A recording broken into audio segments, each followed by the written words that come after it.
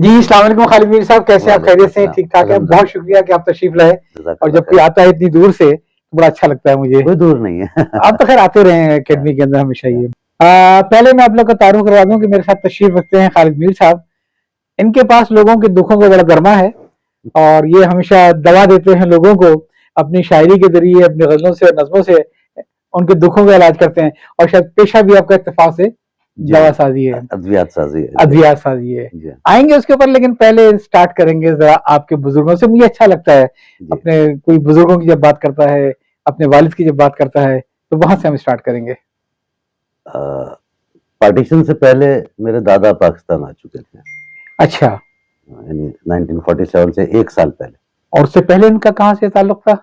आज़ाद कश्मीर से ताल्लुक था और वहीं पे उनका कश्मीर से? उस वक़्त कश्मीर आज़ाद कश्मीर नहीं रहा होगा। जम्मू कश्मीर कहलाता जम्मू कश्मीर, जी हाँ, जी हाँ। तो वही उनका तब भी वहाँ पे कपड़े की तिजारत से वाबस्ता थे। जी, डोगरा राज में तक है।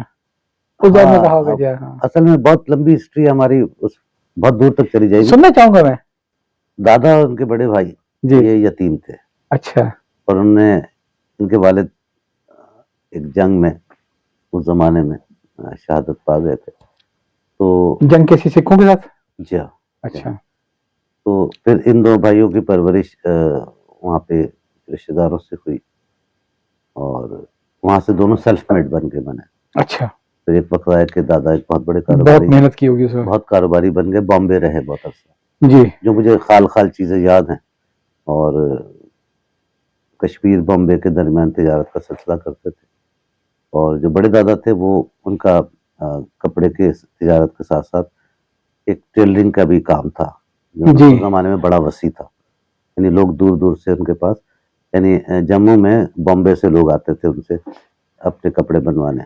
इत्तेफ़ाक से आपसे पहले हमारे जो एक और मेहमान आए थे, हमज़ा फारूकी साहब, ये जी, जो वो पटियाला से वो लोग आए थे कराची, और तो उनका भी कपड़े का कारोबार था और वो भी टेलरिंग तो खैर बल्कि अल्टर की चीज़ें ऑल्टर पूरे पाकिस्तान जाती थी। तो अच्छा है, हिजरत करने वाले अपने मतलब साथ बड़े एक कपड़े दादा को लेके। उस काम से इतना इश्क था कि मतलब he was not the tailor लेकिन ये कारोबार से जब जी, इश्क हो जाए, तो जब वो यहाँ से इंग्लैंड चले गए थे बाद में, पार्टीशन के बहुत बाद, चंद साल बाद, तो तब भी वहाँ पे उन्होंने इस काम को शौक के तौर पे जारी रखा। अच्छा। But he was not the tailor. वो जी, जी, जी, जी। बिज़नेस का एक पार्ट था जिसमें एक आदमी का इंटरेस्ट हो जाता हुँ, है। हुँ। जैसे एक आदमी काम कुछ भी करे, कुकिंग का उसको शौक हो जाता है। खैर दादा का वो कारोबार अच्छा था। फिर पार्टीशन से 1 साल पहले वो कराची और केमाड़ी के इलाके में रिहाइश पज़ीर हुए। अच्छा, 47 से पहले ही वो आ गए थे। 1 साल पहले आ गए थे, सेंस कर गए थे। अच्छा, वो कहना हमारे अब्बा के कि वो उन्होंने अभी मामला चलने वाला नहीं नहीं है। चलने वाला, तो मैं पहले जा रहा हूँ, हुँ, फिर कोई मामला हो जाएगा तो तुम लोगों को आसानी हो जाएगी। हुँ। तो फिर पार्टीशन के बाद वालिद और उनके बाकी भाई हिजरत करके अच्छा उस वक़्त सेकंड वर्ल्ड वॉर में सबसे बड़े था उस वक़्त सबसे बड़े थे और काफ़ी मेरे वालिद भाइयों में 5वें चौथे नंबर पे थे। जी, तो बड़े ताए जो थे, जो बाद में चीफ सेक्रेटरी आज़ाद कश्मीर भी रहे, सादिक मीर साहब, वो बर्मा जंग भी लड़कर आए हुए थे, तो वो उम्र हुँ। का फ़र्क भी था प्लस एक आलिम फ़ाज़िल आदमी थे। अरबी पे बड़ी दस्तरस थी उनकी। तो ये सब लोग फिर कराची में केमाड़ी में आके बसे और दोबारा से कपड़े के कारोबार में शुरू किया। आपके दादा खैर अच्छे वक़्तों में आ गए थे, पार्टीशन से पहले आ गए थे, तो सुकून से पहुँच गए थे। क्या आपके जो बाकी ख़ानदान के लोग थे, वो भी ब इतने ही सुकून और इत्मीनान से पाकिस्तान आ गए नहीं, थे? इतने सुकून इत्मीनान से तो नहीं आए। अब्बा कैसे, तकरीबन ज़रा बताइए? 12-14 साल की बता रहे मेरी उम्र थी जी, और काफ़ी छुपते-छुपाते और उस ये वक़्त आपके वालिद साहब को बताना ये है। वालिद साहब का। आप तो आपकी तो उम्र 12-14 साल नहीं, नहीं नहीं, रही नहीं, मैं पड़ वालिद साहब के बता रहा हूँ। मैं पार्टीशन के वक़्त तो मेरा जैसे तसव्वुर भी नहीं होगा जा कि जा तो काफ़ी मसाइब से और बीच में काफ़ी हमले हुए।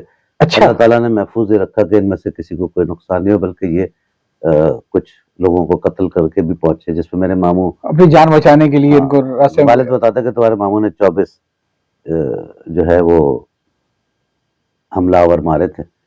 आपके मामू हयात तो नहीं है? नहीं, नहीं, उनका 1978 में इंतकाल हो अच्छा, वरना तो मुझे बड़ा डर लगता है उनसे मिलने में। गया। भांजा तो है ना उनका। लेकिन ज़ाहिर है कि घरवालों की इज़्ज़त को बचाना, सब जी जानों हाँ, को बचाना, अल्हम्दुलिल्लाह सब बख़ैर आफ़ियत आ गए थे। अल्हम्दुलिल्लाह। इन तमाम पे कोई गज़्त नहीं आई थी और वो मतलब सुकून से आ जो गए। हमलावरों को उन्होंने जी हाँ, काफ़िर जी किरदार हाँ, तक जी हाँ, पहुँचा के आए थे। जी हाँ, बिल्कुल। ये एक नई कहानी है। इस किस्म की कहानियाँ वैसे कम सुनने में मिलती हैं। जी हाँ। हाँ, उसकी तफ़सीलात मुझसे ज़्यादा मेरे भाई को शायद ज़्यादा याद होंगी, जी, जी, जी। खैर, मुझे कम याद है। एनीवे तो फिर ये केमाड़ी में आके बसे, वहीं रचे बसे और वहीं कारोबार शुरू किया और जी। कपड़े का कारोबार मैं अपना बचपन अगर याद करूं जी। 60s का, तो मैंने वो वक्त भी देखा है कि एक एक दिन में उस जमाने में हमारी दुकान की सेल 35-35 हजार रुपए होती थी। उस जमाने का 35,000 जी रुपए, हाँ, जी हाँ। जबकि कैसे बड़ी बड़ी दुकान मिल जाती थी 35,000 रुपए की। कैसे जो जो हम तो अपनी बात कर रहे हैं ना, उस जमाने की पाकिस्तान की मईशत को बड़ा सहारा था शिपिंग से। जी जी जी जी जी तो बिल्कुल जितने सही। सीमेन आते थे, हाँ केमाड़ी हाँ, पोर्ट थी, वहीं वो से। वहां से बेहतरीन कपड़ा। और एक बुनियादी बात जो वाले साहब के कारोबार के शुरू से लेकर उनके मरते दम तक रही, जी लोग कहते थे ये 10% से ऊपर नहीं लेंगे, 10% से कम नहीं देंगे, सही है। फिक्स रेट है इनका, जो आएंगे कागज दिखा देते थे। तो लोग इस तहत आते थे, बल्कि मशवरे करते थे कि जी मुझे बच्चों के लिए, बच्चियों के लिए क्या, तब गाइड करते थे कि ये चीज दे जाओ, इसमें तुम्हें फायदा है, इसकी लुक अच्छी है, क्वालिटी का काम। आप सोचिए कि उस वक्त हम समझे केमाड़ी में एक रूलिंग फैमिली के तौर पर थे, लेकिन फैमिली ने उस तरह से बिहेव कभी नहीं किया। उस जमाने में हमारे पास एक हिलमैन और एक स्कोडा हुआ करती थी, अच्छा, जो हमारे पास 1971 तक रही। 71 तक मैंने भी बहुत गाड़ियां देखी, लेकिन सिर्फ सड़क के ऊपर। हमारे घर में कोई गाड़ी नहीं थी। मजे की बात, इसके साथ साथ दादा का कारोबार जो उन्होंने साथ, जब वालिद वगैरह पहुंच गए, कपड़े का कारोबार संभाल लिया, दादा ने ट्रांसपोर्ट भी शुरू की थी। अच्छा, तो कराची में वो बताते उस जमाने में 100 गाड़ियां हुआ करती थी, सही सही। और उसमें से 2 गाड़ियां हमारे पास जी थी। रिक्शा भी तकरीबन इतने होते थे, दादा के रिक्शा चलते थे, टैक्सियां जी चलती जी थी। जी। लेकिन वो पहाड़ी गुस्सा बहुत था, तो यूं भी हुआ कि केमाड़ी के नेटी जेटी पुल पे रिक्शा खराब हो गया, हाँ, उन्होंने नीचे धक्का दे दिया रिक्शे को। ओ तेरे की। गुस्से के बहुत थे। जो आप हमने तो लोग तो उनको, दूर दूर ही खड़े होते होंगे कि कोई मतलब बात जब बुरी उनका ना लगे। इंतकाल हुआ 69 में इंतकाल हुआ, तो जाहिर है कि मेरी इतनी उम्र हाँ नहीं थी कि मैं उनको बहुत ज्यादा जान सकता। हाँ, सही है। लेकिन ये कि उनके कैरेक्टर और भी था, लोगों की बहुत मदद करना। वैसे और आपकी बात सुन के मुझे बड़ा अच्छा लगा।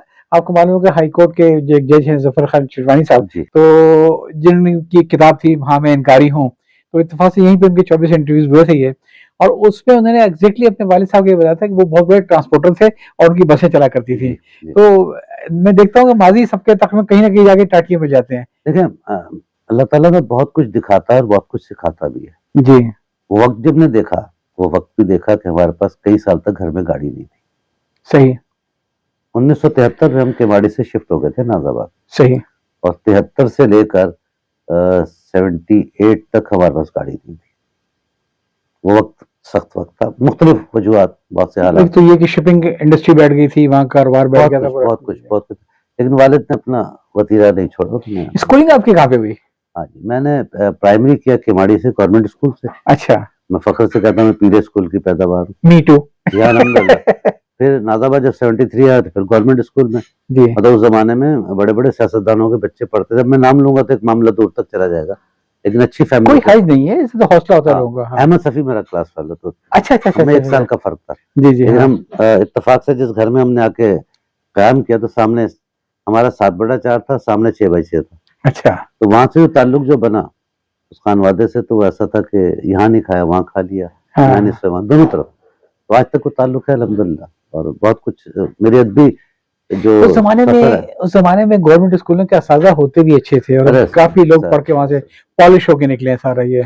उस जमाने से लेकर जब तक मैं कह रहा हूँ ना, ग्रेजुएशन तक जो लोग मिले, वो लोग थे जिन्होंने हमारा करियर बना। मैं स्कूल जो के आपके मेंटोर थे। मेंटोर थे, जिन्होंने मेंटोर के अलावा देखें, कुछ लोग मेंटोर ना होते भी आपके वो उस्ताद होते हैं जो आपकी बुनियाद बना जाते हैं। क्या बात है, क्या बात है। मैं उर्दू लिखने से घबराया करता था 6ठी जमात में। हम्म। अल्लाह ताला उनकी मग़फ़िरत फरमाए। मोहम्मद अहमद साहब थे, जो शायद तारीख के किसी गोशे में कहीं नाम नहीं होगा। रिजविया में पीछे एक कच्ची आबादी में रहते थे, शेरवानी पहन के आते थे मित्र। आपकी तरह, और उनकी शेरवानी का कलर कभी हमने ग्रे के अलावा नहीं देखा, अच्छा। लाइट ग्रे, इससे भी लाइट। हाँ उन्होंने मुझे कहा कि मजमून लिखना है। मैंने कहा सर बड़ा मुश्किल काम है, उर्दू नहीं, तुम लिखो, तुम जैसे भी लिख के रहोगे। पहला मैंने मजमून लिखा, वो बहुत आला और फरी था, लेकिन उन्होंने इतनी तारीफ तौसीफ की क्लास में क्या बात है। कि मेरा दिल बढ़ गया। सही। तो उस वक्त थोड़ा थोड़ा शायरी की तरफ तो रग़बत आ चुकी थी। जो मैंने पहला शेर 12 साल की उम्र में ही कहा था, और उसका पहला गवाह शायद अहमद ही है। अच्छा, हम सब साथ साथ होते थे। कोई वो तो नहीं, ऐसा तो नहीं मेरे सामने वाली खिड़की में एक चांद का मुखड़ा रहता है? हमारे सामने अरे वाली खिड़की में जो रहते थे उनको चांद का मुखड़ा तो नहीं कहा जा सकता था, अच्छा क्योंकि उस तरफ दीवार थी। नहीं, 12 साल की उम्र में जब बंदा टीनेज में आता है तो ऐसे ही चांद के मुखड़े में शायरी करता है। 4 शेरों पे मुश्तमिल है कि रच गई तेरी खुशबू जब बाग के फूलों में। 12 साल का लड़का ये कह रहा है कि रच गई तेरी खुशबू जब बाग के फूलों में। मैं हंस के तकता रहा चांद तेरी जुल्फों में। वाह वाह वाह, मैंने कहा था ना, मैंने इस किस्म की शायरी होगी, रुमानी और आशिकाना। मतला ये था, और मक्ता सुना देता हूँ, फिर बाद में शायरी में बात कर हाँ लेंगे। हाँ, कि तलाश करता है कुछ जज्बा खिलवतों से परे। वाह। तलाश तलाश करता है कुछ कुछ जज्बा खिलवतों जज्बातों से से परे। परे। तेरा बदन नहीं हाइल मेरी उमंगों में। आप किस किस्म की किताबें पढ़ा करते थे? मीर हसन की मसनवी वगैरह तो नहीं पढ़ रखी थी आपने कोई? तरबियत बहुत सख्त थी।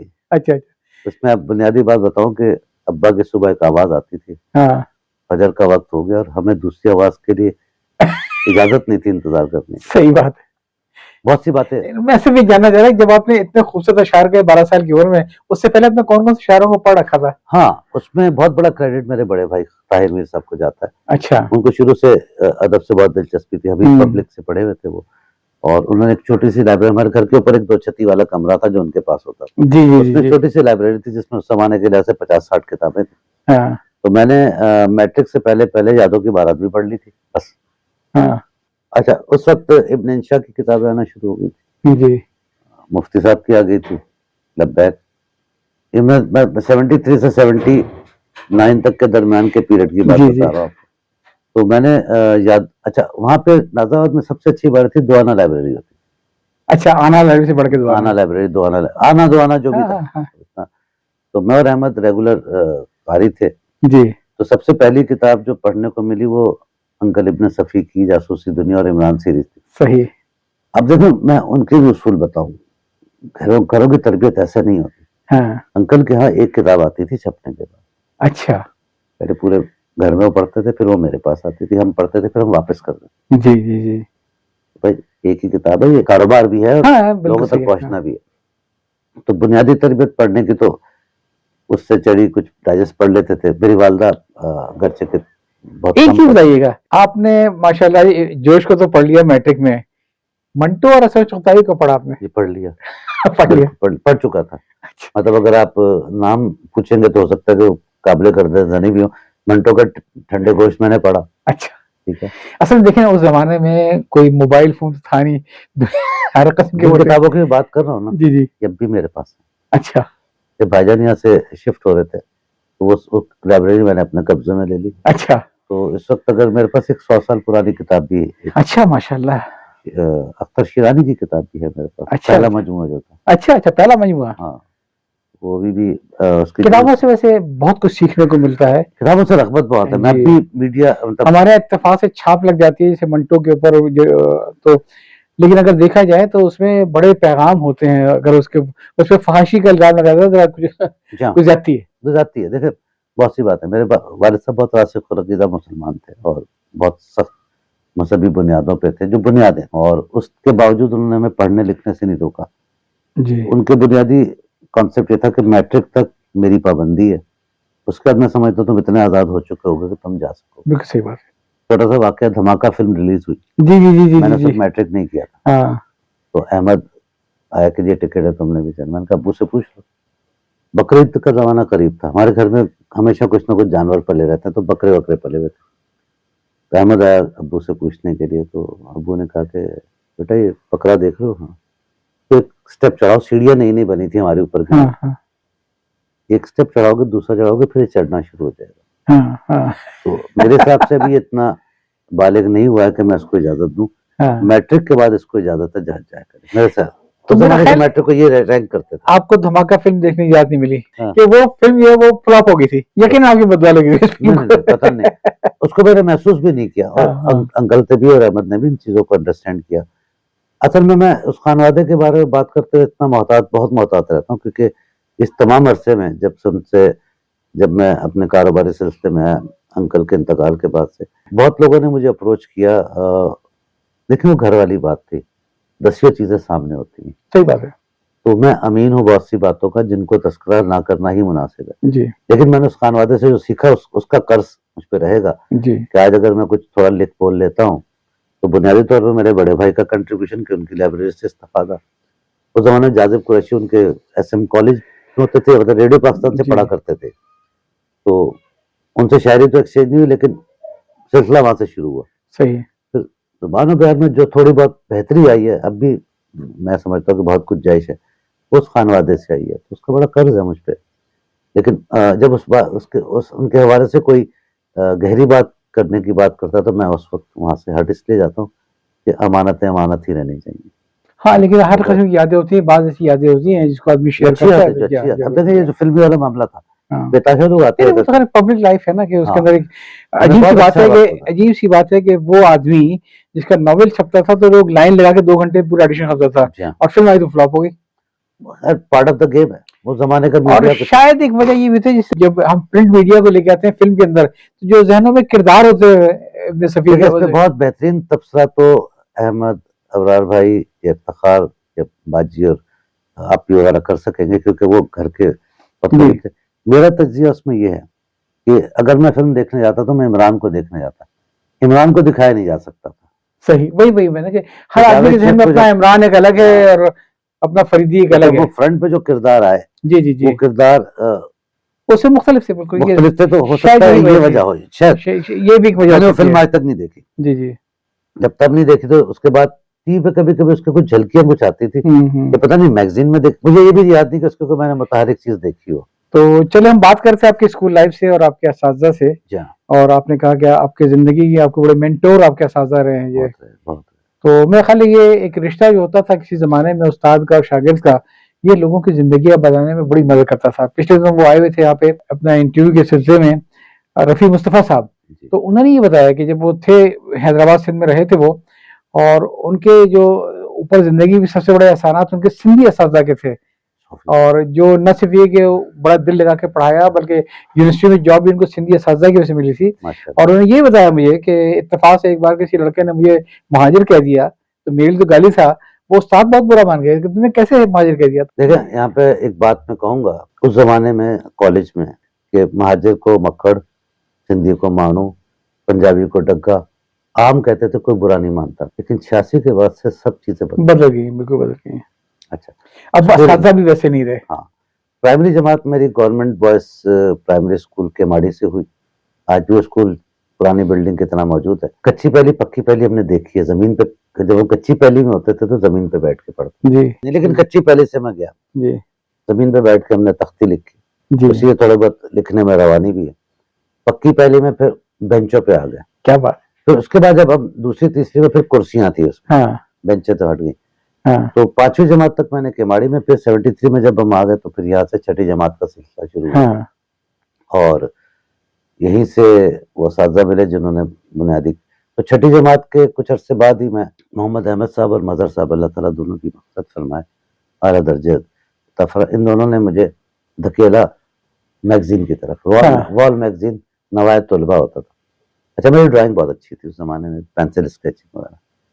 तो उस पे नाम तो बहुत से साथियों के होते थे, काम सारा मैं खुद करता था। अच्छा, तो कभी इकबाल नंबर निकाले, मतलब मैट्रिक से आने से पहले इकबाल नंबर, जोश नंबर, वो पूरा मैं ड्रॉ करता था। कौन सा स्कूल था? क्या नाम था उसका? Government boys secondary school Nazabad number 2, अच्छा, अच्छा, अच्छा। गवर्नमेंट कॉलेज के साथ जो है, जी, जी, जी, इसके जी। साथ ही स्पोर्ट्स कॉम्प्लेक्स भी है। नसीम साहब जिसके साथ उस्ताद नसीम थे, साहब थे। उनकी मैंने बड़ी तारीफ़ें सुनी। आप दिल्ली आए थे इंटरव्यू देने के लिए? नसीम साहब के बेटे से भी ताल्लुक है हमारा। उन्होंने खुद ही हाँ, हमें खोज निकाला। नसीम साहब को मैंने बहुत थोड़ा अरसा देखा, क्योंकि हाँ। उसके बाद फिर वहाँ पे सना मैंने साहब आबिद और अजीज से बहुत तारीफ़ सुनी थी। वो भी इत्तेफ़ाक से नवाज़ में देख में रहते थे और देखिए, छठी जमात का बच्चा नसीम साहब तक कहाँ पहुँच सकता था। हाँ, एक बार का नहीं टाइम, मतलब उनके असातिज़ा हाँ, नहीं, हाँ, नहीं, वो तो स्कूल को हाँ। बनाने वाले थे। जी, जी।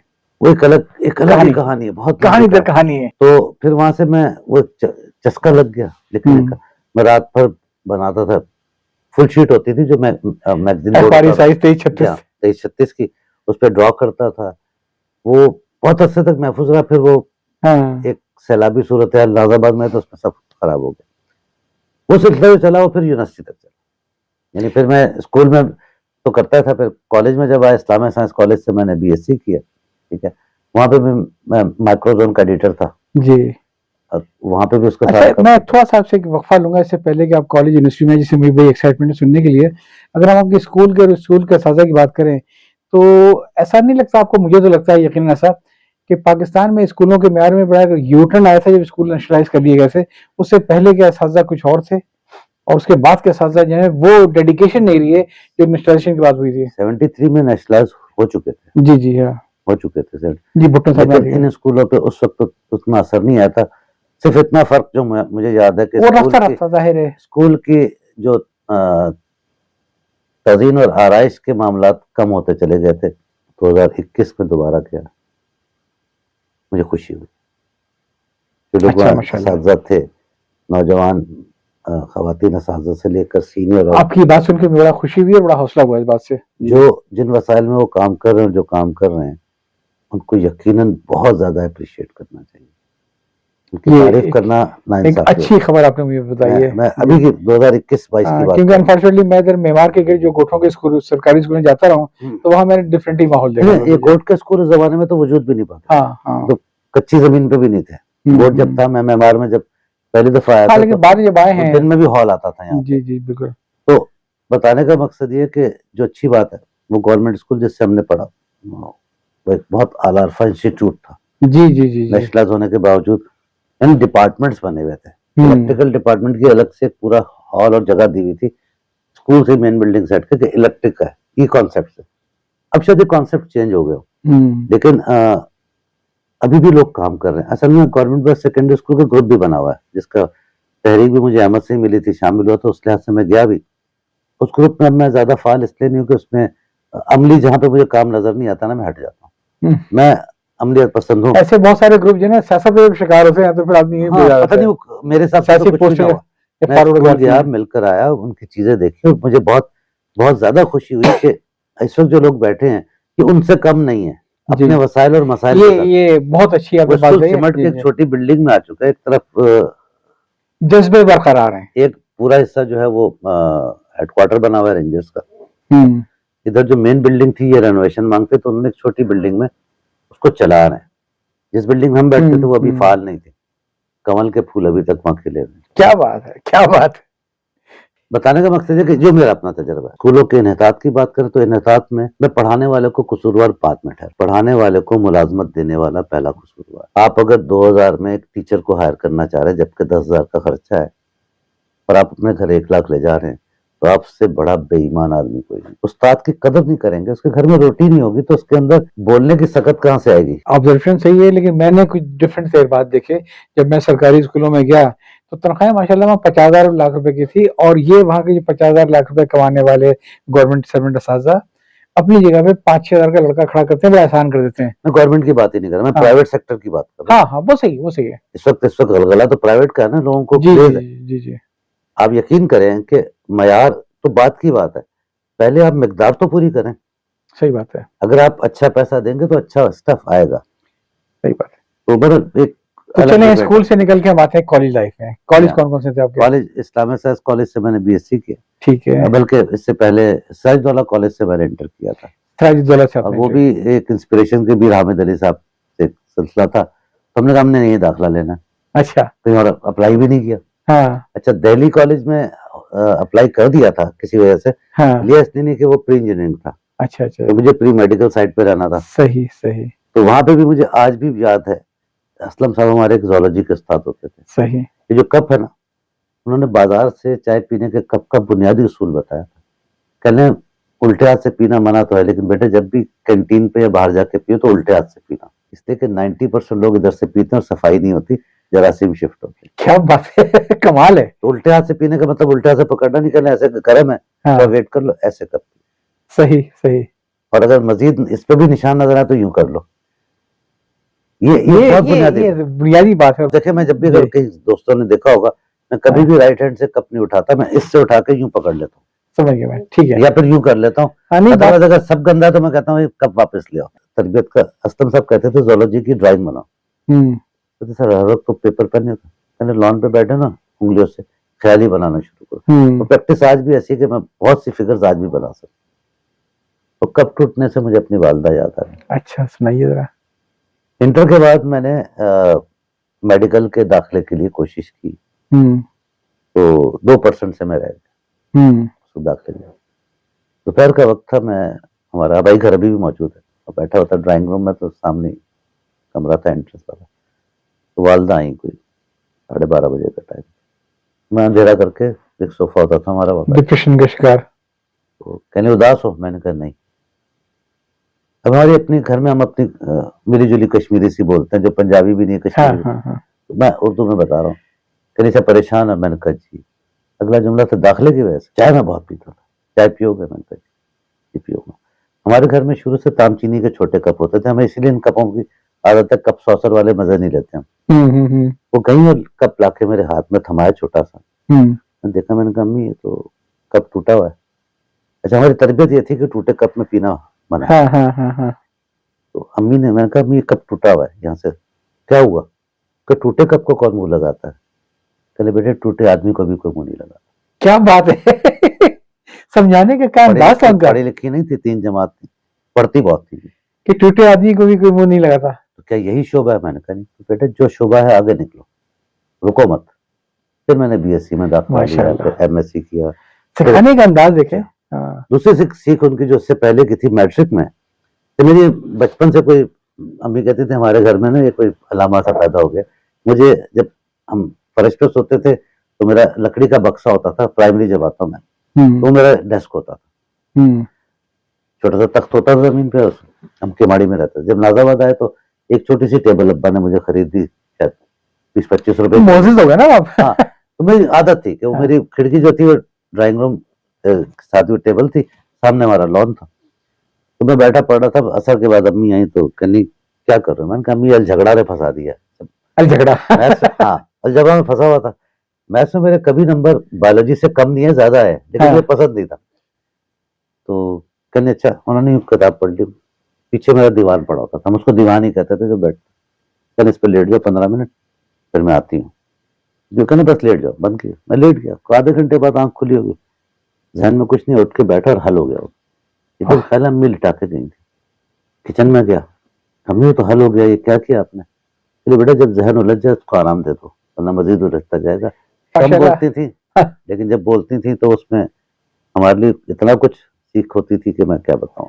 मतलब आजकल की जो माएँ जो बड़ी केयरिंग करती हैं बच्चों की, वो तो पेरेंटिंग की कोशिश करने में कई हजार महीने लग जाते पेरेंटिंग हैं। का कोर्स नहीं चाहिए, पेरेंटिंग आनी चाहिए। आनी चाहिए। इस पर हमने तबादला ख्याल ग्रुप जब हमने बनाया था बरसबील तस्का, तो पेरेंटिंग में मैंने लेक्चर्स दिए थे कराची से लेके सवात तक जी।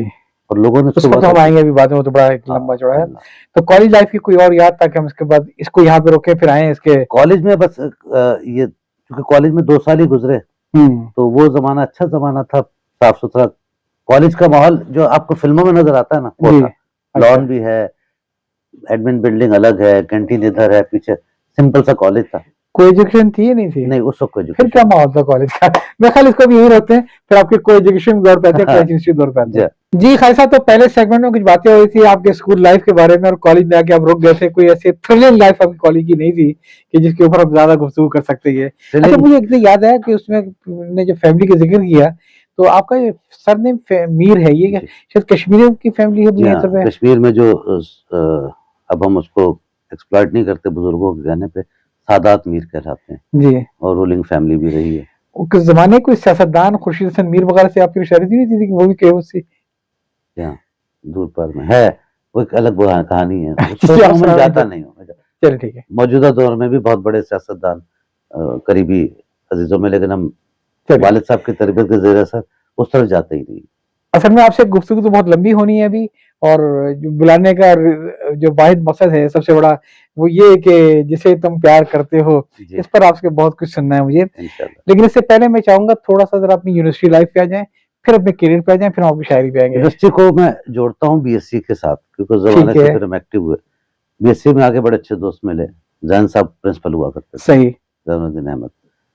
उन जैसा आदमी भी मैंने जिंदगी में नहीं देखा। वो कभी कभार आते थे, इंग्लिश के टीचर थे, यहाँ से बात शुरू करो और सवाल पूछते थे, उसके ऊपर वो उस जमाने में 10 रुपए दिया करते इनाम। तो एक सवाल का जब मैंने जवाब दिया था, उनका 10 रुपए आज भी मेरे पास मौजूद। तबर्रुक है तो बहुत बड़ी भाई। हाँ, साइन नहीं होते थे, वो 10 रुपया था।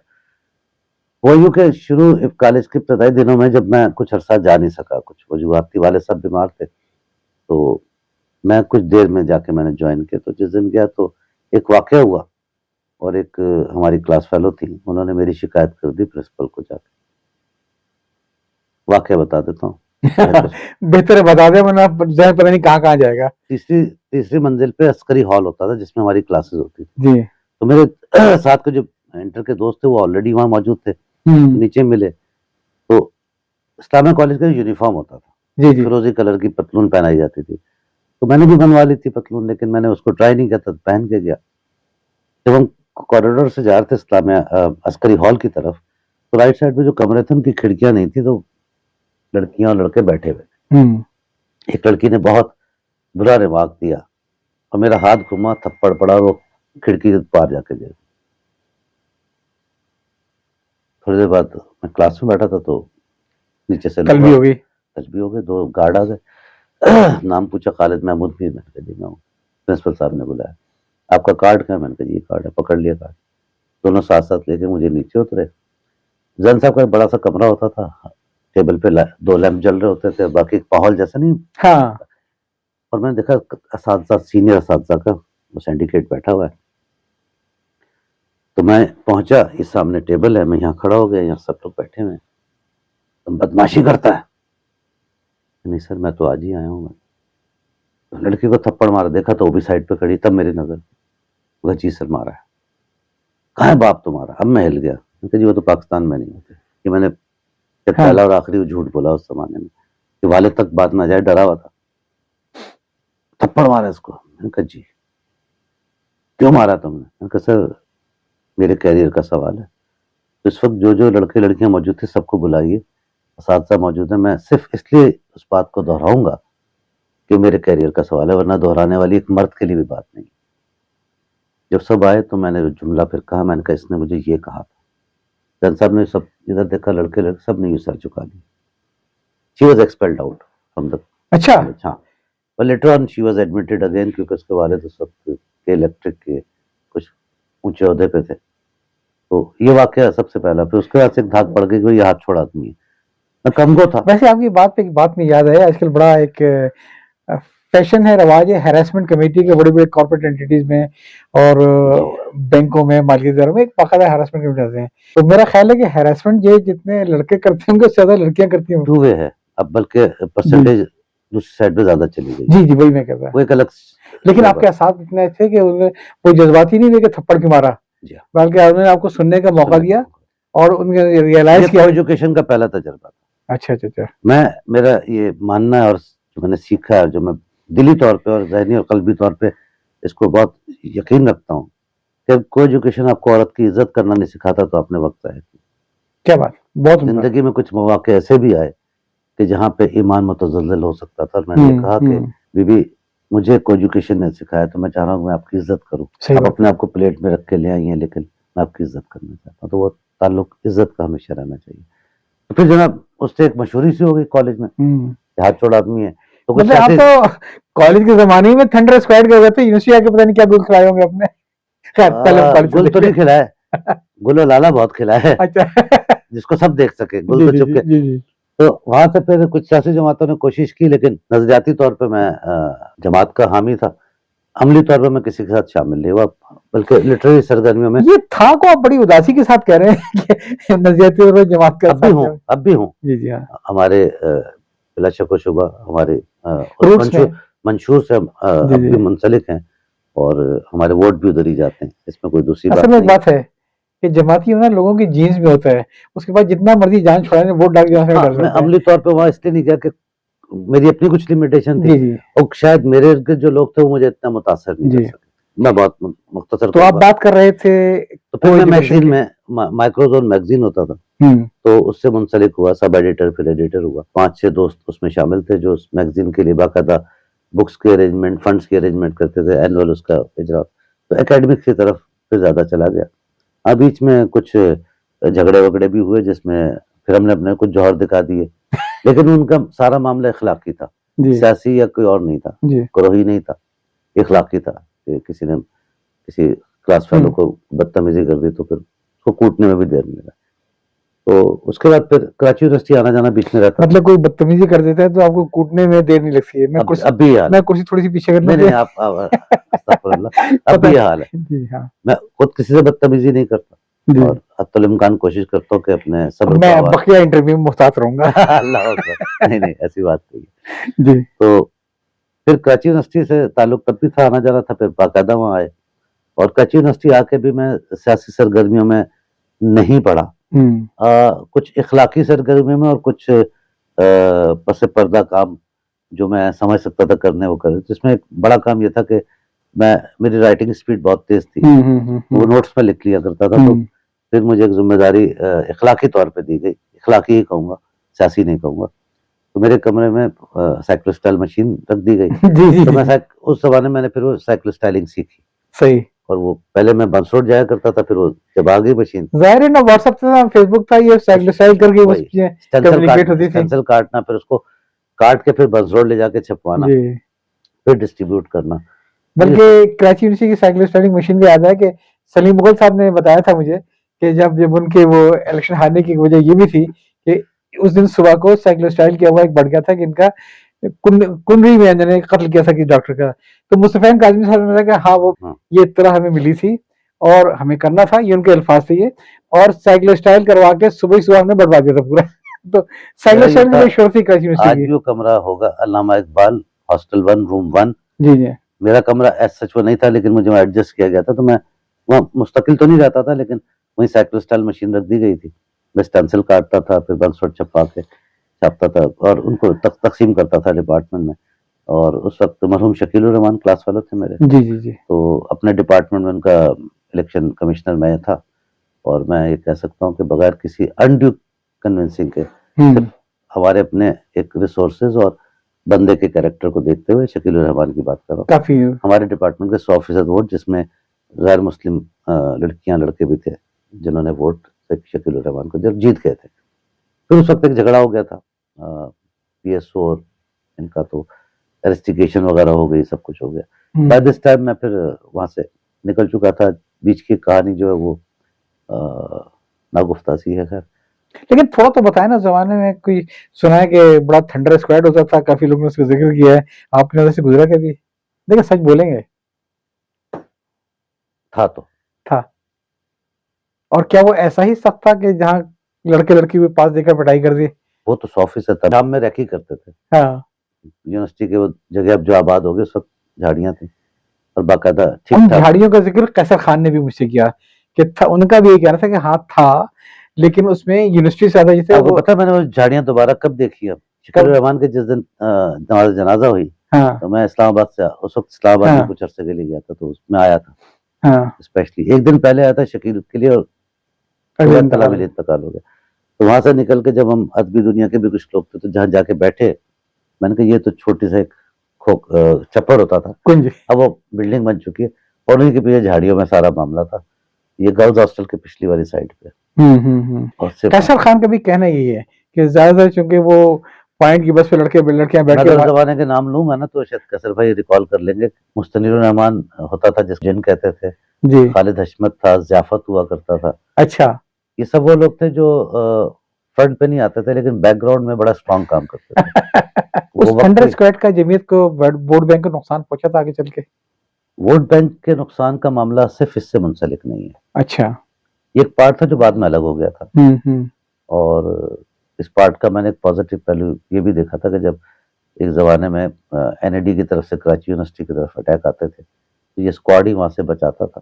और अक्रॉस पीछे जो आईबी वाली रोड है ना, पतली सी पगडंडी हुआ करती थी, पीछे जी, जी, होटल जी, जी। डिपोज था जिसको हम पीसी जामा कराची कहते थे, जी। जहाँ दाल बड़ी अच्छी मिलती थी। तो वो रास्ता बाइक्स पे आने वाला था, गाड़ी नहीं आती थी। उसको रोकने के लिए बाकायदा जदोजहद भी हुआ करती पता थी। नहीं वो आपके सामने का किस्सा है कि बात का किस्सा है कि सलामुल्लाह टीपू ने वहां पे जमीयत के एक लड़के को मर्डर किया था और अगले दिन वो जहाज से अगवा करके भाग गया था? जी हाँ, मैं था। आपके आपके दौर का था ये मैं बात? इत्तेफाक से उस वक्त आर्ट्स लॉबी में ही आया हुआ था जब ये किस्सा हुआ। अच्छा, अच्छा, अच्छा, अच्छा। किसी और काम से था, मगर हाँ। जब ये किस्सा हुआ, भगदड़ हुआ, और बड़ा प्री प्लान था सारा असलम को हाँ। असलम हाफिज असलम शहीद हाफिज किया। असलम को मारा था। जी। सलामुल्लाह टीपू नाजाबाद 2 नंबर में रहते थे। जी। बहुत ही शरीफ फैमिली के सपूत थे। हमारे घर से 4 गली आगे उनका। वो भी पब्लिक में पढ़ते थे और फिर वो पॉलिटिकल साइड पे इन्वॉल्व हो गए। तो मेरी ज़ाती उनसे कभी नहीं रही। उसका छोटा भाई हमारे साथ हुआ करता था, तो उसको मैं जानता हूँ। वो उनके वालिद जब मैं as a research chemist AC laboratories Westrock पे काम करता था, तो तब उनके वालिद का वहाँ पे क्लियरिंग फॉरवर्डिंग था। हम B3 वैन में साथ जाया करते थे। इंतहाई नफीस आदमी, उन्होंने बड़े दुख उठाए और आपके दुख वालिदैन नहीं उठाते हैं। तो वो वाकया मुझे याद है, बड़ा तकलीफ से वो वाकया था। मोटरसाइकिल भी मुझे याद है कि यामा होंडा 70 बाइक थी, लाल कलर की, जिस पे बैठ के उसने वो हम याद कर रहे हैं कराची यूनिवर्सिटी के उस वाकये को, जब वहाँ पे हाफिज असलम को शहीद किया था सलामुल्लाह टीपू ने, और जिसके आप गवाह भी हैं, और बताते ये हैं कि उनका फैमिली बैकग्राउंड बड़ा अच्छा था, और लेकिन वो बड़ा प्री प्लान था, क्योंकि अगले दिन उसे जहाज अगवा करके लेके गया था यहाँ से। तो ये उसका था कि मैं निकल जाऊंगा मेरे से। भी नाजाबाद के काफी लड़के इन्वॉल्व थे जो बाद में, लेकिन खालिद साहब फिर एक मकाफात अमल ये भी काबुल में बचा न सकी फांसी से। देखिए सियासत के तो मामला ऐसी है, इसीलिए मैं इस चीज से हमेशा दूर रहा। मुझे हकीकतन बताऊं कि जमात के अलावा भी सियासी जमातों ने मुख्तलिफ बुनियादों पर अप्रोच कर, मैंने हमेशा किनारा कशी की और दूर हट गया, इन्वॉल्व नहीं। हम मिडिल क्लास के लोग जो है ना जी, तो सलामुल्लाह टीपू की गालिबन फांसी हुई थी काबुल में, सुना यही था, जिनके ने उसके मौत का हुक्म दिया था फांसी हुई थी, फायर किया था। ये इस पे थोड़ा सा अभाम है, मुझे कंफर्म नहीं पता, हो सकता है कि जो लोग जानते होंगे उनको पता होगा शायद।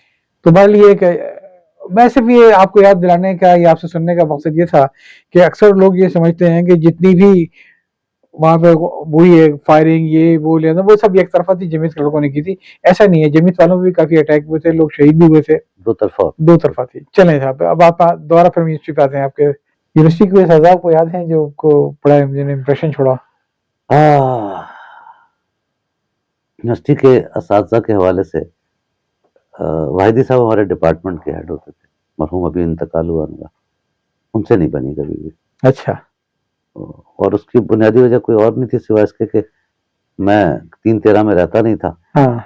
और उनको 3-13 अच्छा, 3-13 का। हाँ, उनको 3-13 की आदत। हाँ। यहीं पे एक इख्तलाफी नोट आया था, डायरेक्ट तो उनसे नहीं पढ़ा, लेकिन डिपार्टमेंट हेड जुरैर साहब होते थे जिन्होंने मेट्रिटिकली और जेनेटिक्स में पोल्ट्री जेनेटिक्स पढ़े बहुत। मैडम फरजाना थी, डॉक्टर नुज़त बड़ा नाम है, बहुत ऐसी खातून जिनको हम मिसाल समझते थे, रहती हुई थी, और आज तक मैं समझता हूँ कि हमारे बेहतरीन। आप जेनेटिक्स पढ़ रहे थे? मैं जेनेटिक्स पढ़ रहा था, वैसे मैंने किया था मास्टर्स, और उसके बाद फिर मैं रिसर्च केमिस्ट के तौर पे शुरू हो गया। यूनिवर्सिटी का दौर यही तक है, बल्कि वो दौर भी मुझे याद है कि जब ड्राइवरों ने हड़ताल कर दी थी, तो बंगश समेत हम चंद लड़कों ने पॉइंट्स चलाए थे वहां से। बसें चलाने का पहला तजर्बा वो था। अच्छा। वो बंगश ने हमें सिखाया कि बस चलाई गाड़ी वाड़ी आती थी, चलाई कैसे जाती। तो हमने एक मखसूस रूट के यूनिवर्सिटी के बाहर तक, हमने कुछ लड़के तो शहर तक ले गए, लेकिन मुझ जैसे लोग जो पक्के नहीं थे, हमने यूनिवर्सिटी के गेट तक लोगों को पहुंचाने की जिम्मेदारी ली। पूरे जेनेटिक्स बस डिपो के पीछे ही होता था डिपार्टमेंट, बाद में बहुत अच्छा बन गया। तो बहुत यादें उस जमाने की हैं। अब बहुत से लोग रह भी गए, नहीं भी हैं। मैंने नाम लिया था एक फरूक का, तो फरूक से पहले मुलाकात ही झगड़े पे हुई थी, और वो हम उस वक्त दाखिल हुए नहीं थे, आ जा रहे थे। तो हम वहाँ से बॉटनी से बायोकेमिस्ट्री की तरफ आ रहे थे।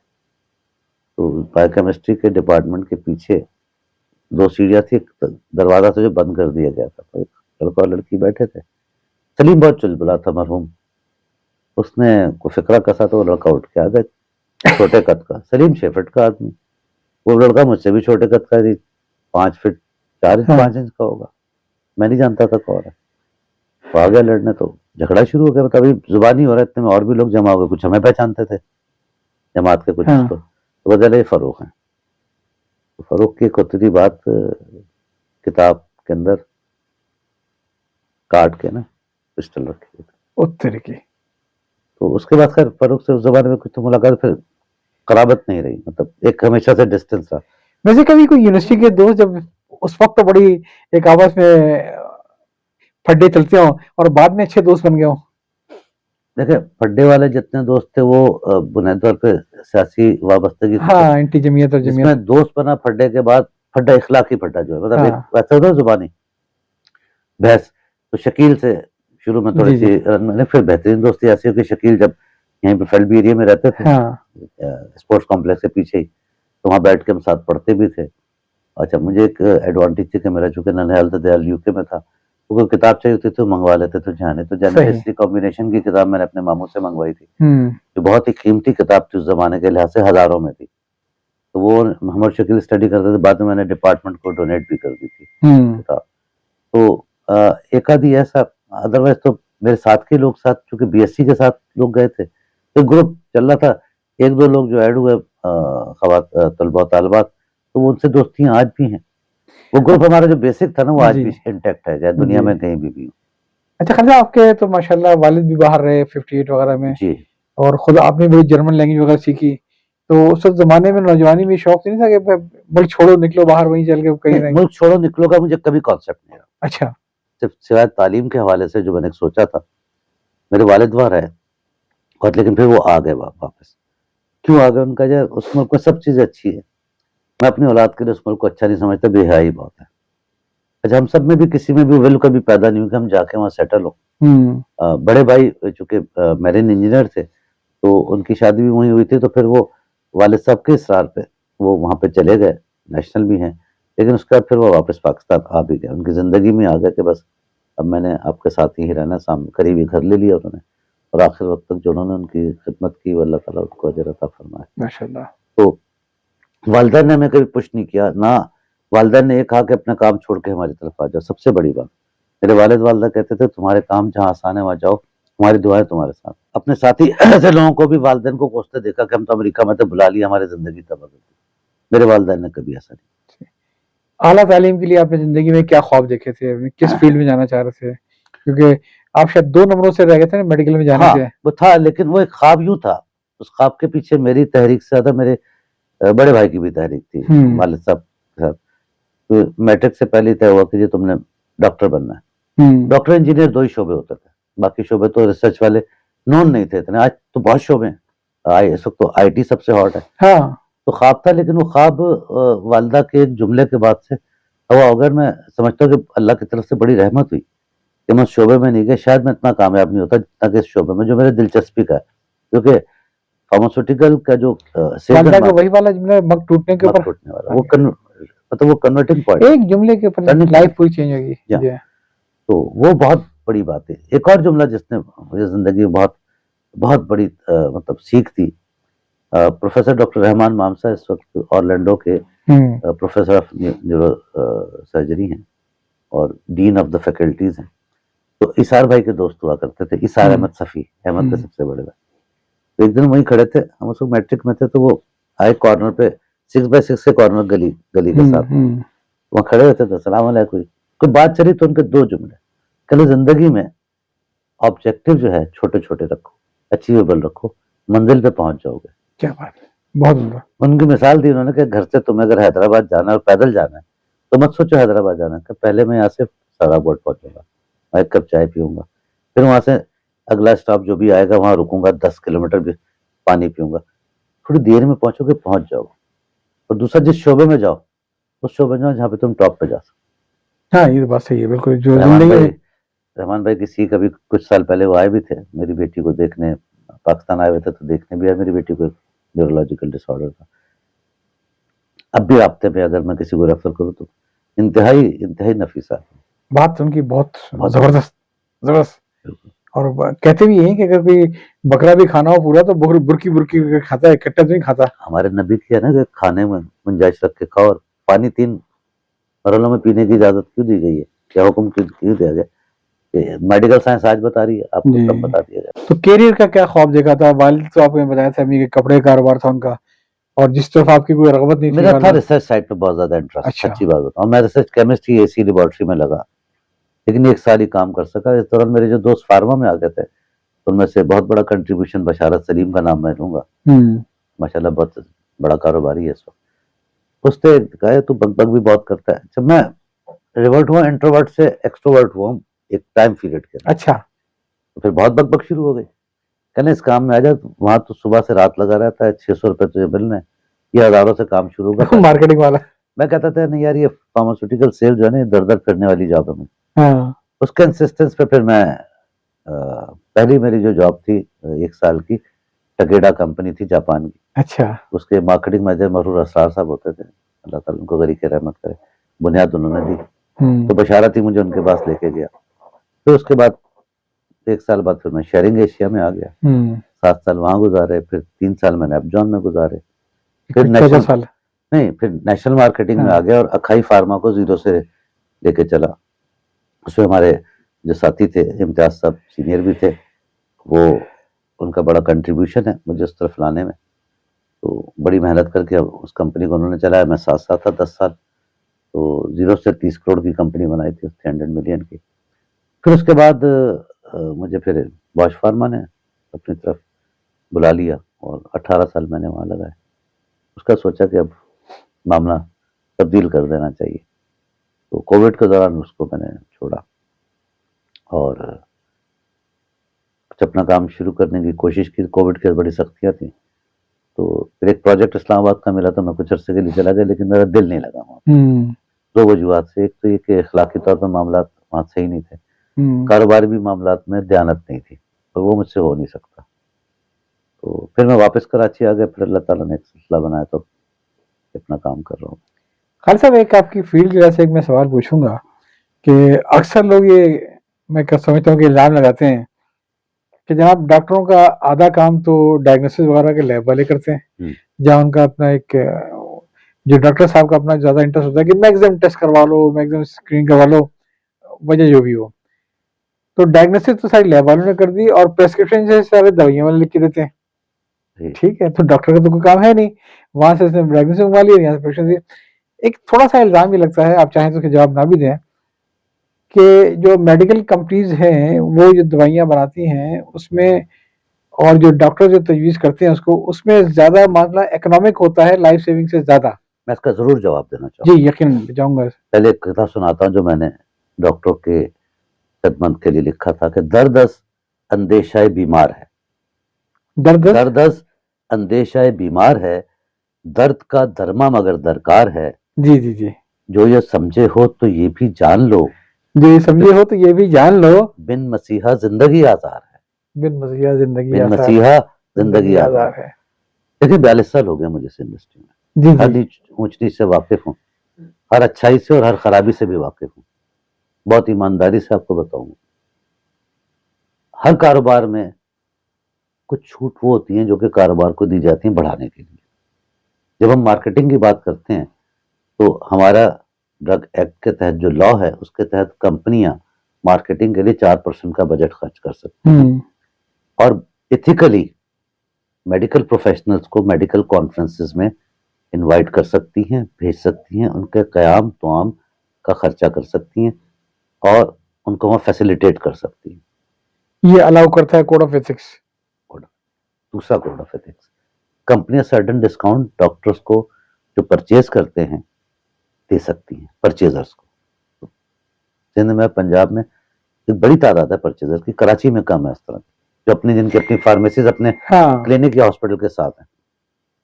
अब उस डिस्काउंट की परसेंटेज कंपनी की सवाबदीद पर है। बहुत कैटेगरी बताऊंगा, conference sponsorship is allowed, families का डॉक्टर खुद देते हैं, मैं खुद लेके जाता हूँ कॉन्फ्रेंस में, उन्होंने खुद पे किया। अभी पिछले दिनों एक बात चली कि कंपनियां उम्र और हज करा रही हैं, ऐसा नहीं है। चंद साल पहले जब जद्दा का वीजा खुला था तो एक आध कंपनी ने वहाँ कॉन्फ्रेंस की थी, और मैं 100% जानता हूँ कि जितने डॉक्टर्स के उनमें से 10 ने कहा कि हमने उम्रा करना है, तो कंपनी का अपने खर्चे पर जा सकते हैं, हम सिर्फ टिकट की तारीख बदलवा दें। तो उस पर लोगों ने कहा जी कंपनी उम्र हज करा रही। कंपनी किसी को उम्र हज इसलिए नहीं करवा सकती कि अगर रासिख अकीदा मुसलमान है, उन्हें पता है कि जो अपने खर्चे पे नहीं गए वो परफॉर्मर है, सवाब इन्वेस्टर को मिलेगा। बहुत बुनियादी बात। नहीं, आपने बड़ी उम्दा बात की, मतलब ये मिस मेरा जहन कभी नहीं गया था कि भाई एक बजट है और बजट के तहत अलाउड है, उसके अपने भी कोई बहुत सारे रूल एंड रेगुलेशन है। आप डॉक्टर पे खर्चों की बात क्यों करते हैं? मेडिकल कॉन्फ्रेंसेस में क्या कंपनियां खर्चा नहीं करती? मैं उसी की बात कर रहा हूँ। अलाउड है ना, हाँ, स्टॉल लगाना अलाउड है। वो जो फंड है वो डॉक्टरों के पास थोड़ी जा रहा है, ऑर्गेनाइजेशन के पास जा रहा है, और वो अपने कामों के लिए एजुकेशन। मैं जितनी ऑर्गेनाइजेशन जानता हूँ, मैं ये जानता हूँ उसमें तमाम लोग इस हद तक ईमानदार है कि जेब से लगा देंगे, और वो मेडिकल एजुकेशन, फ्री कैंपिंग, इसके अलावा बेताशा एक एसोसिएशन जो पीडियाट्रिक है, इन्होंने तो थर के अंदर बाकायदा इलेक्ट्रिक कूलर तक लगवा दिए थे जो सोलर से चलते थे, बड़ा काम था। बहुत से काम करते हैं। बात है कि डॉक्टर को मार्केटिंग नहीं आती, वो अपनी तशहीर नहीं कर सकता। उसको तशखीस आती है और खिदमत करना आती है। आप चंद परसेंटेज के लिए, जिसमें पूरी कम्युनिटी को नहीं कह कम्युनिटी सकते। को नहीं करना, सही बात है। अगर आप मुझसे पूछेंगे तो बेसिकली बिजनेस चलता है 80-20 के रूल पे, जिसको हम पेरूस लॉ कहते हैं। 20% के लिए आप 80% को ब्लेम नहीं कर सकते, ठीक है ना। लाइकवाइज अगर कोई छोटी कंपनियां या फ्रेंचाइजर्स डॉक्टर को पर्सनली ऑब्लाइज करते हैं तो उस रेशियो को आप बड़े रेशियो से मैच नहीं कर सकते। ये फिनोमेना नहीं है, बहुत कैटेगरिकली बता रहा हूँ। जो टॉप कंपनी है वो कभी गलत काम नहीं करेंगी। इससे आज से कोई 12-15 साल पहले बाकायदा एक तहरीक चली थी जिसमें कुछ कंपनियों को जद में लाया गया था, अल्टीमेटली बाइज्जत बरी हुई थी। वो कुछ लोगों ने सिलसिला शुरू किया, तो बात करूंगा तो बहुत दूर तक चली जाएगी, लेकिन मैं अपने 42 साल जिंदगी के हिसाब से बता रहा हूँ। हमें इजाजत है, जो इजाजत है उससे भाई तुम क्यों, कोई अपना प्रॉफिट क्यों शेयर करेगा। ये आपकी बात बड़ी अच्छी है कि लोग जो उसका जो सॉफ्ट साइड है, उसको डॉक्टरों की अपनी जो खिदमत हैं उस पे लोगों की जहन कम जाती है भी कि सफेद डॉक्टर को एक और क्रेडिट भी देना चाहूंगा। हाँ। एक वक्त बीच में ऐसा था जब हम बेताशा गिफ्टिंग भी करते थे उसी बजट में से, हाउस होल्ड चीजें। मैं जाती तौर पे बेताशा डॉक्टर ने कहा, अमीर साहब कहाँ पैसा जाया करो, कोई मेडिकल इक्विपमेंट दे दो, इसकी कोई ऐसी चीज दे दो जो हमारे क्लिनिक में लोगों का काम है। तो हमने कन्वर्ट किया, हमने सारे कप क्लास सब डिनर सेट उठा के साइड पे किए, चुरिया काटे ईद पे बांट रहे, गिफ्ट थे, हमारी मर्जी थे, हम दे रहे थे, नहीं देना, हमने उसको कन्वर्ट कर दिया उस साइड पे जो कि मेडिकली उनको सपोर्ट कर सके। मैनिकन देना शुरू कर दिए, स्टेथोस्कोप पे आ गए, जो काम की चीज है। अब एक यंग डॉक्टर के लिए स्टेथोस्कोप और हैमर बड़ी काम की चीज है। मैंने उसकी तहरीक चलाई कि ये 5th ईयर के स्टूडेंट से हम हैमर देंगे गिफ्ट के तौर पे। ठीक है, हमारी प्रोडक्ट लिखी होगी जिसकी इजाजत है, लिखना ना लिखना बात की बात है, लेकिन वो हैमर और स्टेथोस्कोप उसके बेसिक हथियार है। हाँ, सही बात है। तो फिर हम उस जमाने में 4th और 5th ईयर के स्टूडेंट्स को बाकायदा प्लांट्स के विजिट करते थे ताकि वो समझे कि दवा बनती कैसे, और वहाँ गिफ्ट। हाँ, मुझे इस पे वाकई याद है कि शायद मैं अर्ली वाहिद तो कहूंगा, लेकिन शायद अर्ली भी लोग कहें कि वे बैक इन 1995 मैंने एक तहरीक शुरू की कि डॉक्टर को बताओ दवा बनती कैसे। पूरी प्रेजेंटेशन बनाई, उसके कॉन्सेप्ट होता है एडमी के ऊपर, ADME, एब्जॉर्प्शन, डिस्ट्रीब्यूशन, मेटाबॉलिज्म, फिर सिरप कैसे बनता है, टैबलेट कैसे बनती है, इंजेक्शन कैसे बनता है। तो बहुत अप्रिशिएट किया डॉक्टर ने। एक मौका ऐसे भी है, एक मुख्तदर इदारे में कि एक बहुत बड़े सीनियर रिटायर्ड साहब बैठे थे, जब मेरी प्रेजेंटेशन चौथे सफे पहुंची तो कहने लगा, आप क्या हमको पढ़ा रहे हैं, हमने क्या करना है। 42 सर्जन बैठे थे। जी मैं तो आपके पूरे डिपार्टमेंट से पूरा दिखा के आया हूँ, मेरा ऐसा मानना यह कि डॉक्टर को पता हो कि दवा बनती कैसे तो जज कर सकता है। अजी भाई, दवा खाली दवा बनाना काम नहीं है, उसकी पैकेजिंग तक इम्पोर्टेंट है, उसका आउटर कार्टन तक इम्पोर्टेंट है कि कितनी डस्ट रिटेन करता है, कौन सी रेस पास करता है। जब उन्होंने बात की मैंने लैपटॉप बंद किया, मैंने कहा gentleman dinner is ready sir. Dinner के दौरान जब वो चले गए, अच्छा सीनियर उस मुख्तदर इदारे में सीनियर रिटायर भी हुए तो उसकी बात होती है। तो उसके बाद उनके डिपार्टमेंट के लोग कल ने कहा हम इनको नहीं बुलाएंगे, आपने कल ये दोबारा लेक्चर देना। सेकंड डे फिर मैं गया, कल का डिनर हमारी तरफ से होगा। तो देखें जिनको सीखना है, तो आज अगर डॉक्टर को पता है ना कि जो गत्ता इस प्रोडक्ट के साथ लगा है, इस गत्ते की क्वालिटी क्या है, इसके अंदर जो बॉटल है वो प्लास्टिक की है, शीशे की है, कैपिंग किस तरह की है, क्या चीज इसमें होनी, बेसिक्स पता है तो उसको जानना आसानी हो जाएगी कि सही और गलत चीज में फर्क करेगा। सही बात है, क्योंकि बहुत सी चीजें स्पूरियस भी आती हैं।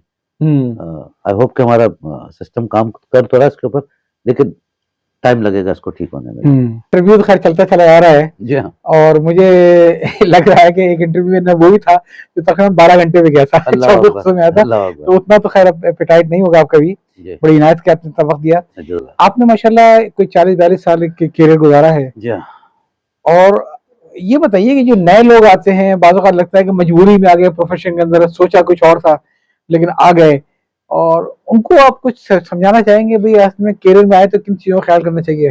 देखिए, दो बुनियादी बातें हैं। नंबर एक तो जिस जमाने में हम रह रहे हैं जी, आज हर शख्स अगले दिन लखपति और करोड़पति बनना चाहता है, ओवरनाइट, ठीक है। दूसरा तरबियत का फुकदान है जी। लोगों को। मैं नहीं समझता कि कोई भी तालीमी इदारा कैरियर गाइडेंस उस तरह से दे रहा हो जो उसका हक है। मैंने बाहर भी तालीम का सिलसिला देखा, शुरू से बच्चे को आइडेंटिफाई कर लेते हैं कि इसने किस तरफ जाना है। अब बच्चे के लिए तयन करना बड़ा मुश्किल है कि उसने अपने कैरियर किस तरफ शुरू करना है। मैं बहुत बुनियादी बात कहूंगा जो आसान तो नहीं है, लेकिन हो सकता है इससे मुतालिक लोग कर सके। मैं अगर फार्मास्यूटिकल की बात करूं तो फार्मास्यूटिकल में साइंस ग्रेजुएट्स की बड़ी तादाद मौजूद है, लेकिन आर्ट्स ग्रेजुएट भी हो जिन्होंने शौक लिया, फिर फार्माकोलॉजी को सीखा, एनाटॉमी फिजियोलॉजी को सीखा। तालीम एक बुनियादी खोटा सिक्का डिग्री जो है, लेकिन उसके बाद जब आप किसी कारोबारी इदारे में आते हैं, अगर आपका उस पर इंटरेस्ट नहीं है तो ये आपको पहले चंद महीनों में ही पता चल जाता है, बल्कि पहले 3 महीनों में पता चलता है। माशी तौर पर माशरा इस कदर इन्हितात का शिकार है कि लड़के जब किसी जॉब में लगते हैं 20-25-30 हज़ार की, तो वो हिम्मत नहीं कर पाते कि स्विच करें। यहाँ पे बहुत से प्रेशर्स होते हैं, फैमिली प्रेशर्स भी होते हैं, अपने फाइनेंशियल प्रॉब्लम्स भी होते हैं। तो इदारों को चाहिए कि उनकी तरबियत और उनकी डायरेक्शन दे उनको। हमने एक सिलसिला किया था, तबादला ख्याल ग्रुप बनाया था, इस्लामुद्दीन जफर भाई, तारिक जमील भाई वगैरह, हम सब इसमें इन्वॉल्व थे, मैं भी उसका एक्टिव मेंबर था। ये करियर गाइडेंस, तो उसके लिए हमने 2 सेशन कराची में किए थे।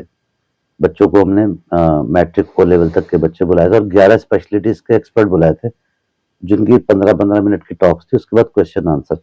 उसके सेकंड फेज में उन बच्चों के लिए क्विज रखा था, जो बाकायदा कंप्यूटराइज क्विज था, जिसके तहत असेस करके उनको बताना था कि जनाब आप किस शोबे में, किन 3 शोबों में आप जा सकते हैं। अच्छा।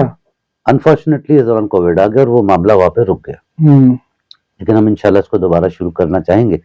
इस पर गुफ्तगू भी पिछले दिनों हुई। तारिक साहब बहुत अच्छा काम कर रहे हैं, वैसे मुकालमा कर रखा है। ऐसा तो बहुत कुछ काम कर रहे हैं माशाल्लाह, तो डिवोटेड हैं। अल्लाह ताला उनको हिम्मत दे, सेहत दे और इसी तरह उनकी तौकीर में इजाफा करे। वो अनकंडीशनल काम कर रहे हैं। लेकिन इस वक्त पाकिस्तान में एक शख्स ऐसा है जी, जो एक बैनर तले काम कर रहा है, फार्मास्यूटिकल की बात करें, जो पाकिस्तान के मेरे दुनिया में मैंने ऐसी मिसाल नहीं देखी। डॉक्टर साहब हैं, हमारे दोस्त हैं, भाइयों की तरह है, डॉक्टर शफकत मिर्जा। अच्छा। वो पिछले कोई 18-20 साल से फार्मा के लोगों को एनरोल करते हैं। अच्छा। और छुट्टी वाले दिन उनकी तरबियती प्रोग्राम रखते हैं। अच्छा। और बहुत सख्त। शफकत भाई नाजिम भी रह चुके हैं नेशनल कॉलेज के। शफकत मिर्जा, तारिक भाई के पहले वो नाजिम थे, फिर तारिक भाई बने थे। नाजिम किसके, पीपल्स पार्टी के या पीटीआई? नहीं, तारिक भाई का नाम आया तो पीटीआई तो नहीं आ सकता, पीपल्स पार्टी भी नहीं आ सकता, तो जमीयत ठीक है। तो शफकत भाई जो काम कर रहे हैं कमेंडेबल है और किसी से कोई रिसोर्सेज नहीं लेते। अच्छा। तो अपने ग्रुप में जो लोग हैं, जिनका अपनी काबीना है, उसमें कोई डोनेशन देना चाहे तो बात अलग है, दोस्ती यारी में, लेकिन कंपनियों से कतन नहीं, और इस मामले में बहुत सख्त। दूसरा उनका बहुत सख्त उसूल है, नमाज रोजे की पाबंदी तो है, सिगरेट नोश शामिल नहीं हो सकता उनके इस ग्रुप के अंदर। तो आपको तो याद नहीं मिलती? मैं तो एज अ गेस्ट जाता हूँ। अच्छा। एज अ कभी बुला लेते हैं मोहब्बत से, तो अच्छा, रिसोर्स पर्सन को सिगरेट पीने की आते हैं। मैं ग्रुप का पार्ट नहीं, मेंबर नहीं। अच्छा, मेंबर नहीं, बहुत से लोग मेंबर नहीं। वो तरबियत कर रहे हैं। अब तक तकरीबन वो समझे कि अगर फार्मास्यूटिकल की पॉपुलेशन जो है उसका 1% तकरीबन वो तरबियत दे चुके हैं। बहुत बड़ी बात है ये। जी हाँ, बहुत बड़ी बात है। दुनिया में तजुर्बात तो हवादिस की शक्ल में नहीं, सैकड़ों नहीं, हजारों में जी उन्होंने तरबियत दी। पिछले 2 हफ्ते पहले उनका एनुअल प्रोग्राम हुआ था, अवार्ड सेरेमनी। ये कमर्शियल नहीं, नॉन कमर्शियल, कोई कमर्शियल, एक पैसा नहीं लेते उसमें उनको। जनाब तो तलाश कीजिए ऐसे लोगों को, एक तो बड़ा अच्छा मौका है। नहीं, मतलब मैं समझता हूँ कि वो जन्नत कमा रहे हैं जो काम कर रहे हैं। डॉक्टर, एक्टिव डॉक्टर होते हुए, बहुत अच्छी प्रैक्टिस होते हुए ये काम करना बड़ा जान जोखिम का काम है। जीसी क्लब के नाम से, जीसी। अच्छा। वो गुल क्लिनिक था, उसी के नाम से उन्होंने क्लब बनाया था, जब चलता जाए। पहले घर पे करते रहे, फिर अब जीसी क्लब। डॉक्टर शफकत मिर्जा, डॉक्टर शफकत, जो तमाम फार्मा इंडस्ट्री के लोगों को ट्रेनिंग देते हैं, जो भी एनरोल होते हैं और जो ट्रेनिंग के लिए एनरोल होना है उसके लिए करते हैं। और घर से शुरू किया था उन्होंने, और उसके बाद अब वहाँ पे एक कुछ मुखर्रर हज़रात हैं जो अपने स्कूल्स की जगह दे देते हैं इन प्रोग्राम को करने के लिए। तो उनको भी अप्रिशिएट करना चाहिए कि वो इसमें फैसिलिटेट कर रहे हैं बगैर किसी मुआवजे के। तो कैरियर के हवाले से आज के नौजवान को तहम्मुल चाहिए, जिसकी कमी होती चली जा रही है, बर्दाश्त भी चाहिए जिसकी कमी होती। मैं समझता सबसे बड़ी जो वजह है मेरे नजदीक आज के नौजवान की पढ़ने से दूरी है। पढ़ने से मेरी मुराद वो किताब से पढ़े या ऑनलाइन पढ़े। मैं जाती तौर पर किताब पसंद करता हूँ, क्योंकि किताब मुझे पता होता है कि मुस्तनद है। ऑनलाइन तो बहुत सी इंफॉर्मेशन है जिनके बारे में पता ही नहीं होता। तो पढ़ना जरूर चाहिए, आधा घंटा पढ़े। हम ये कहते हैं कि अगर आज बस 4 अल्फाज की वोकैबुलरी है तो कल आपने 5वां सीख लिया तो कल आप आज से बेहतर हो गए। हाँ, पढ़ने बगैर तो आती नहीं है। मोटो चला था 70s में, ईच वन टीच वन। अगर आपने एक आदमी को ही पढ़ा दिया, तो फार्मा में तकरीबन पूरे कैरियर में 5000 से ज्यादा लोगों की मैंने तरबियत की है, और उसमें से माशाल्लाह से बहुत से लोग फार्मा में बहुत तरक्की की है, बहुत से लोग फार्मा से हट के इंटरनेशनल लेवल पे कारोबार में गए और बहुत तरक्की करके मेहनत उनकी अपनी, हमारा काम है रास्ता दिखाना। रास्ता दिखाना। मेहनत उन्होंने खुद करनी है, हमने ईमानदारी से जितना हमें आता है वो आगे मुंतकिल कर देना। ठीक है, तो अगर आज का बच्चा पढ़ेगा नहीं तो वो बताएगा कैसे? दवा के मामले में दवा का जानना जरूरी है, उसके अच्छे असरात और मुज़िर असरात जानना जरूरी है, दोनों बैक वक्त, ताकि जब आप टेबल के उस तरफ कोई बात बताएं तो वहां बात वो सच्ची और सही पहुंचे। ये बुनियादी नुक्ता है। बाकी सेलिंग के तो टेक्निक्स बहुत सारे, लेकिन अगर आपका इल्म नहीं होगा तो फिर आप एक सेल्समैन ही है जो ठकठका कह रहे हैं जी ब्रोशर ले लें, ब्रोशर ले लें। वो ब्रोशर 90% ब्रोशर कचरे में चला जाता है। सही बात है। 10% में से पढ़ा कितना जाता है एक अलग सवाल है। तो मुझे आपका वो आइडिया बड़ा पसंद आया कि 11 एक्सपर्ट बैठे हुए थे और बाद में इसको तो मैं ख्याल है कराची से शहर में आप लोग को रिपीट करना चाहिए, करना चाहिए और इसके लिए आपको मतलब जगह भी मिल जाएंगी। इंशाल्लाह रमजान के बाद हम करेंगे। और मैं एक रिक्वेस्ट ये भी करूंगा कि इस किस्म के ट्रेनिंग सेशन की, क्योंकि आपका अपना भी वो है सिलसिला ही है, इसकी वीडियो जरूर डालें ताकि हर आदमी तो वहां पहुंच नहीं सकता है, लेकिन ये कि मुमकिन है कोई साहिवाल में कोई आदमी नामुमकिन नहीं है। अच्छा, मैं उसमें बताऊं कि अभी एटलीस्ट उसे देख के लोग रेप्लिकेट तो कर सकते हैं। एक काम हमने और किया था, हमने उसको अट्रैक्शन करने के लिए हम सुबह बुलाते थे, सुबह 8 साढ़े 8 बजे सबने पहुंचना, 9 बजे शुरू होना, चाय के साथ नाश्ता कराते थे, दोपहर का खाना और शाम की चाय के बाद रुखसत। हम बाउंड करते थे लोगों को कि आप 500 रुपए पर फैमिली दें।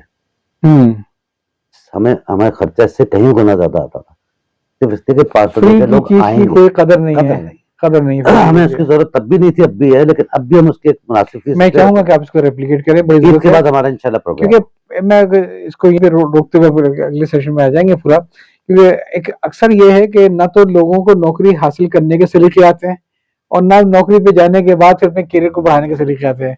इस पे गाइडेंस दोनों मराहिल पे बहुत जरूरी है। भाई हर गाइडेंस मिल सकती है, लेकिन पढ़ने वालों को पढ़ना आना चाहिए। बिल्कुल बिल्कुल। आज तो देखे ना, आपके पास इंटरनेट मौजूद है, आपको डिक्शनरी मौजूद है। हम तो डिक्शनरियां ठेलों से सस्ते में खरीद के लाके पढ़ते थे। मेरे पास आज भी वो अंकल इब्न सफी की दी हुई पहली डिक्शनरी मौजूद है, 1962 की छपी हुई। सही। आज भी उसमें वो बिनोले के तेल की खुशबू आती जो गिर गया था मेरी लाइब्रेरी में। लेटेस्ट डिक्शनरियां भी हैं। अब तो इसके ऊपर आ गई ना, अब मैंने भी बहुत अरसे से डिक्शनरी को हाथ नहीं लगाया, लेकिन ये तो मौजूद है। मोबाइल मौजूद है, इंटरनेट मौजूद है, सब उसके ऊपर आ जाता है। असल में पढ़ेंगे नहीं तो कुछ नहीं होगा। मैं जो कह रहा था ना बात को, वो ये कि अनफॉर्चुनेटली मैं ख्याल बच्चों को खराब करने ज्यादा वालिदैन का आते थे, जो बचपन से दिमाग में डाला हुआ है कि तुमने ये करना है, तुमने बाहर जाना है, तुम टॉपर करना है, तो बच्चे से वही सोच महसूस जाती है। सबसे बड़ा मसला ये पेश आ रहा है कि जो सॉफ्ट स्किल की लोगों में बड़ी कमी है। मुझे एक साहब ने बताया, लतीफा बिल्कुल सच्चा, और वो भी अच्छे सीनियर प्रोफेशनल के बारे में था कि उनको कहीं जॉब की जरूरत थी, सीनियर से काफी एक्सपीरियंस से, कोई ऐसा नहीं कॉलेज से आए हो, और उनके पास जो स्किल सेट था और उनके पास जो एक्सपीरियंस था, तो किसी और को एम्प्लॉय की जरूरत थी, इसमें कोई दो राय नहीं थी, बिल्कुल 100% मैच कर रहे थे। वो गए इंटरव्यू देने के लिए और बड़ा कॉन्फिडेंटली इंटरव्यू दिया, और बाद वापस आए तो बड़े एक्साइटेड थे वो कि मेरा तो हो गया काम, क्योंकि जितने सवाल पूछे, जो चीज एक्सेप्ट कर सब मैंने कर दिया, एंड ही वाज रिजेक्टेड।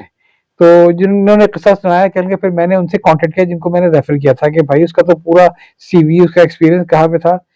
उनका जवाब पता है क्या था? कहेंगे जहां तक उसके एक्सपीरियंस का ताल्लुक है, एजुकेशन का ताल्लुक है, नॉलेज का ताल्लुक है, एक्सीलेंट। उसे हमारी साइकाट्रिस्ट ने जो कि इंटरव्यू पैनल के साथ थी वो रिजेक्ट कर दिया। कहने वो क्यों? कहने जितनी देर तक वो इंटरव्यू देता रहा सीनियर्स के सामने, वो अपना एक पांव दूसरे पांव पे रख के वो मुझसे हिलाता रहा है जी। अब उनको ये मैनर्स नहीं पता था कि जब आप एक इंटरव्यू देने के लिए जा रहे हैं तो आपको इस तरीके से इंटरव्यू बोर्ड के सामने टांग पे टांग रख के उसको हिलाना नहीं चाहिए। इस बेसिस पे रिजेक्ट हो गए। दो बातें कहूँ जी आपकी बात। पहली बात तो हम बच्चों के हवाले से वालिदैन को सख्ती से चाहिए कि 8 साल से पहले बच्चे के हाथ में मोबाइल बहुत जरूरी है, क्योंकि 8 साल तक जो उसकी बिल्डिंग बननी है ना, जो बिल्डिंग ब्लॉक्स हैं, उसके बाद जो कुछ है उसी पे तामीर होगा। एक चीज। दूसरा, सीनियर लोगों को कंपनियों को बिल्कुल जगह देनी चाहिए। जहां तक साइकियाट्रिस्ट की बात है, ये बहुत पुरानी सी बात हो गई है। आज मैं जब आपका साथ, तो मैंने आपसे इजाजत ली कि मैं यूं बैठूंगा क्योंकि मेरे कुत्तों का कुछ मसला है। आदमी जब एंजाइटी का शिकार होता है तो बहुत सी चीजें गैर इरादी तौर पे होती हैं। सही है।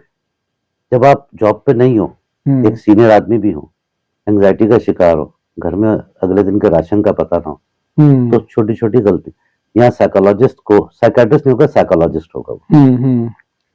साइकोलॉजिस्ट को आपके अपने माशी पहलू भी देखने हैं। मैं इसकी छोटी सी मिसाल भी देता हूँ कि बाहर जो शुगर के लेवल्स हैं डायबिटीज के हवाले से, पाकिस्तान में अप्लाई नहीं होते। पाकिस्तानी डॉक्टर जानते हैं, इस से ट्रीट करते हैं। हम सारे स्टैंडर्ड्स बाहर के अगर डाल देंगे तो यहाँ तो माशरा बाहर की तरफ चल नहीं रहा, नहीं चल रहा ना। यहाँ मक्खियां हैं, बाहर आपको मक्खी नजर नहीं आएगी। बिल्कुल सही, वो अलग ही है।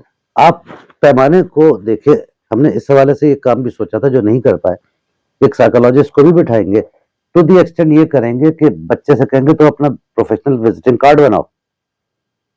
आप सोचिए, मैट्रिक के बच्चे से हम कह रहे हैं अपना तुम अपना मतलब 5वीं से मैट्रिक तक का कि अपना विजिटिंग कार्ड बनाओगे, तुम क्या बनना चाहोगे, ये पूरे सेशन के बाद आएगा, तब उसको साइकोलॉजिकल एनालिसिस, ये पानी का बुलबुला नहीं है।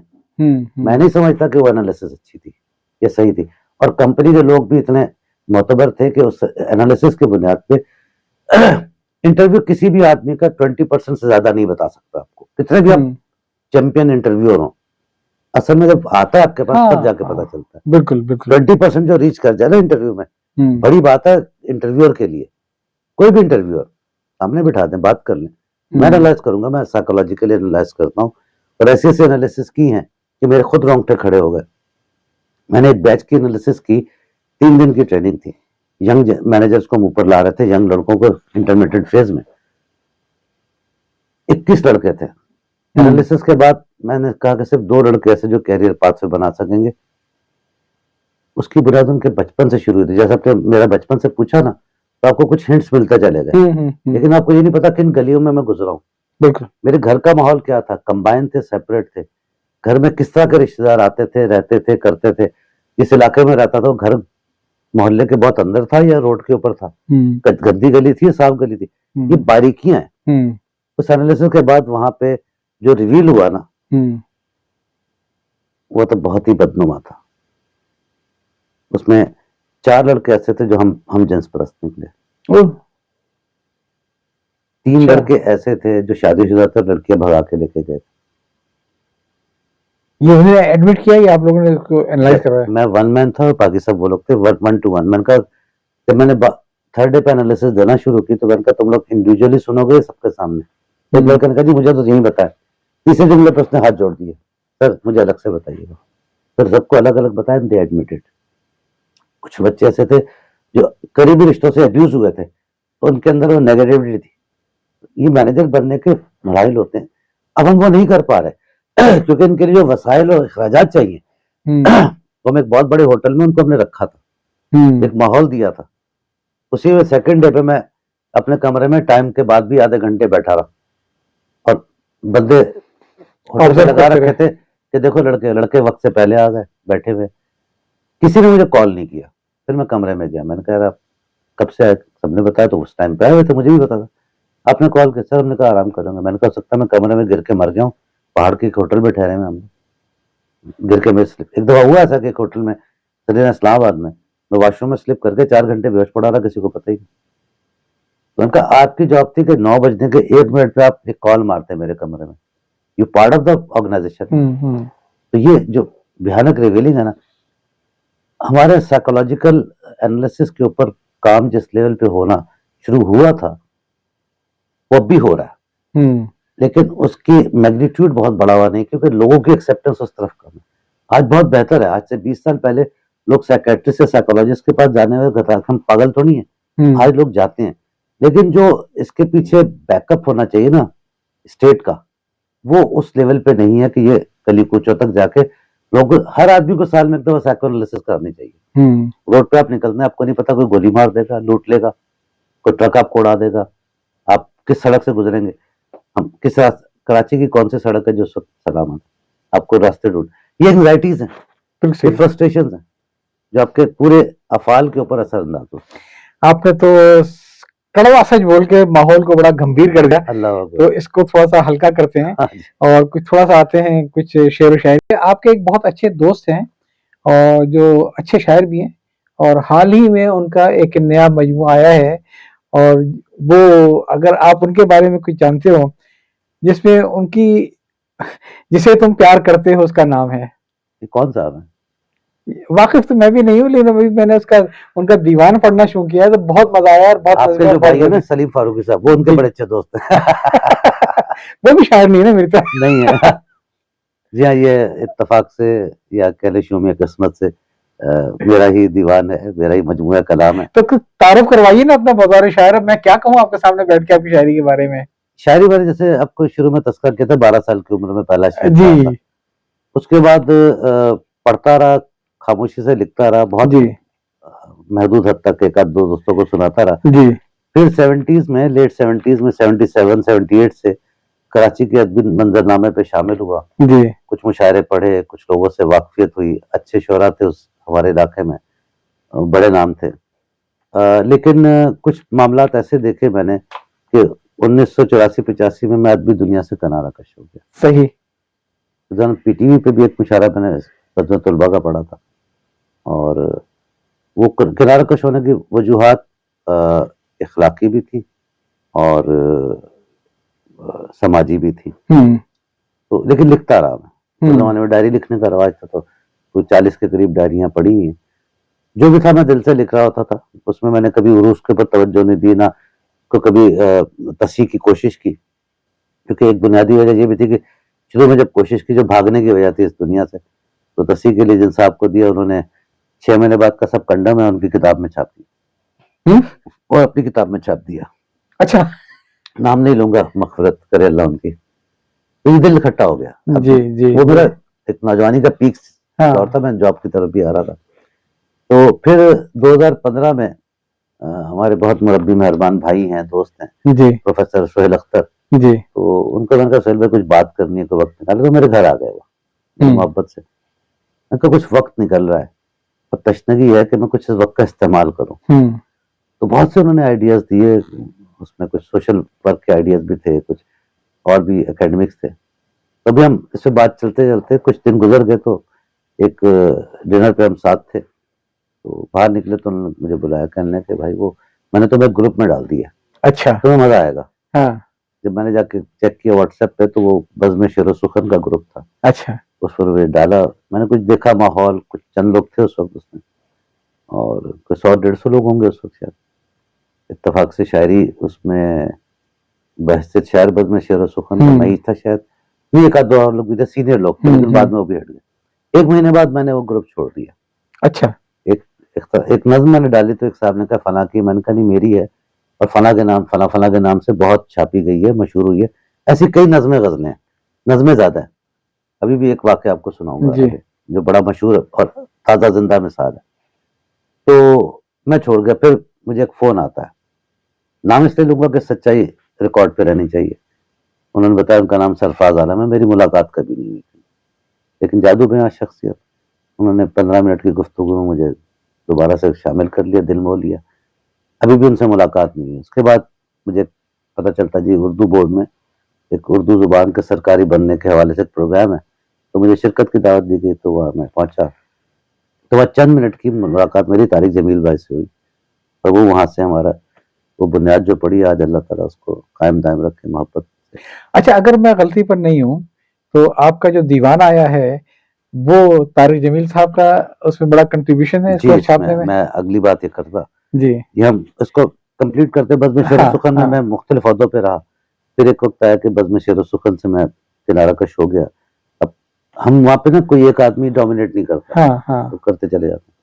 तो फिर हमने एक और चीज सोची कि हम थोड़ा सा वर्सटाइल करें, शेर सुखन से आगे निकलें। तो तारिक भाई और मेरी डिस्कशन हुई, तो हमने हल्का अरबाब तख्लीक तश्कील जी दी, जी जी जी हाँ। शायरी, नसर और उसके साथ समाजी कुछ काम, तालीमी काम, आर्ट की तरफ करना, उस किताबों की रूनुमाई जो बज़्म शेर सुखन के मंशूर में नहीं था।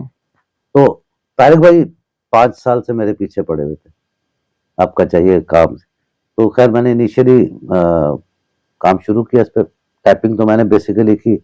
फिर मैंने इनिशियली इसको मीम साद अहमद को दिया कि भाई आप करो इसको, और प्रोफेशनली दिया, ये नहीं कि मतलब उनके काम है, बेसिक काम उन्होंने किया, उसको पाया तकमील पर, फिर पहुंचाया। फिर 2 साल मैंने इस पर जो वक्त निकाल सकता था निकाल के, घर काम भी है, 10 तो नसीम शेख ने इसकी पूरी तदवीन की साथ बैठ के। मेरा उसमें एक ही नुक्ता नजर होता था, जहाँ पे कहते थे शेर वजन से आड़े बैठ शेर निकाल दो, तसी नहीं लूंगा किसी की। ये मेरे ख्यालात हैं, सही, बिल्कुल। किसी की तसी उसको सही नहीं कर सकती, हाँ, सही या गलत जो कुछ है। और इसमें मुझे बहुत ज्यादा सपोर्ट किया ताजदार आदिल भाई ने। अच्छा, यार जो तुम लिख रहे हो उस पर जमे रहो बस, सही बात है। उर्दू के चक्कर में पढ़ोगे तो ख्यालात इधर से। हाँ, तो जो अपनी जुबान है, जो जितना जानते हैं, जो दिल से आ रही है वो लिख रहे हैं। हाँ, बाकी इस पे तज्जिया निगार नाकदीन जो भी इस पे कहना चाहेंगे सराखों पे, लेकिन मैं दिल की बात कर रहा हूँ कि मैं शायरी बैठ के लिखता नहीं, मुझसे लिखी नहीं जाती। सही। एक ही वक्त होता है रात हाँ, को, जब मैं बेड पे साइड पे बैठता हूँ, थोड़ा सा पढ़ता हूँ, उस वक्त कुछ हो गया तो लिख दिया। पहले डायरी पे लिखता था, मोबाइल पे उर्दू टाइप करता हूँ। एक मिसरा हो, एक बंद हो, एक शेर हो, एक नज्म जिसके ऊपर ये पूरी किताब है, वो एक ही नशिस्त में 7 बंद हो गए थे। और उसके भी मुहर्रिक था, जी, 94 की बात है जी, कि खलील जिब्रान को पढ़ रहा था। उसने कहा कि अगर तुम किसी से मोहब्बत करते हो तो जी, उसे आजाद कर दो, तुम्हारा है तो लौट आएगा वगरना नहीं। जी, तो उस पर नज्म हुई, जिससे तुम प्यार करते हो जी, उसे आजाद कर देना। सही बात है। तो ये तारिक भाई का बहुत बड़ा कंट्रीब्यूशन। हल्का अरबाब तखलीक ने इस किताब को छापा है, मेरा इसमें रुपया पैसा भी नहीं लगा, बिल्कुल भी। देखिए, आप उनके लिए मसले खड़े कर रहे हैं, वो पता नहीं कितने शायर उनके पास पहुंचाएंगे तारिक भाई के पास कि भाई मेरा भी दीवान छाप दिए इतने खर्चे के ऊपर। नहीं नहीं, मसला ये कि हल्के का एक मंशूर है, हम उसमें कंट्रीब्यूट करते हैं। सही। हम कंट्रीब्यूट करते हैं तो उसमें हर एक अपने लेवल पे कंट्रीब्यूट करता है। जी, मेरा पैसा किताब के लिए लगा, हल्के के बजट से जो लगा वो फंड से लगा, जी, तो उसमें जो भी अच्छा, शायर आएगा वो कंट्रीब्यूशन जी, डालेगा। ये बहुत अच्छी चीज आपने बताई है और मुझे सुन के बड़ी खुशी भी हुई। वैसे मेरा, मैंने आपको सुना है यहाँ पे, आपके कई दफा शायरी जी सुनी है हमारे मैंने, आप आए भी हैं कई दफा जब सलीम थे जी पाकिस्तान में, जी तो आपकी अच्छी शायरी थी, मुझे याद थी, मेरे ज़हन में थी।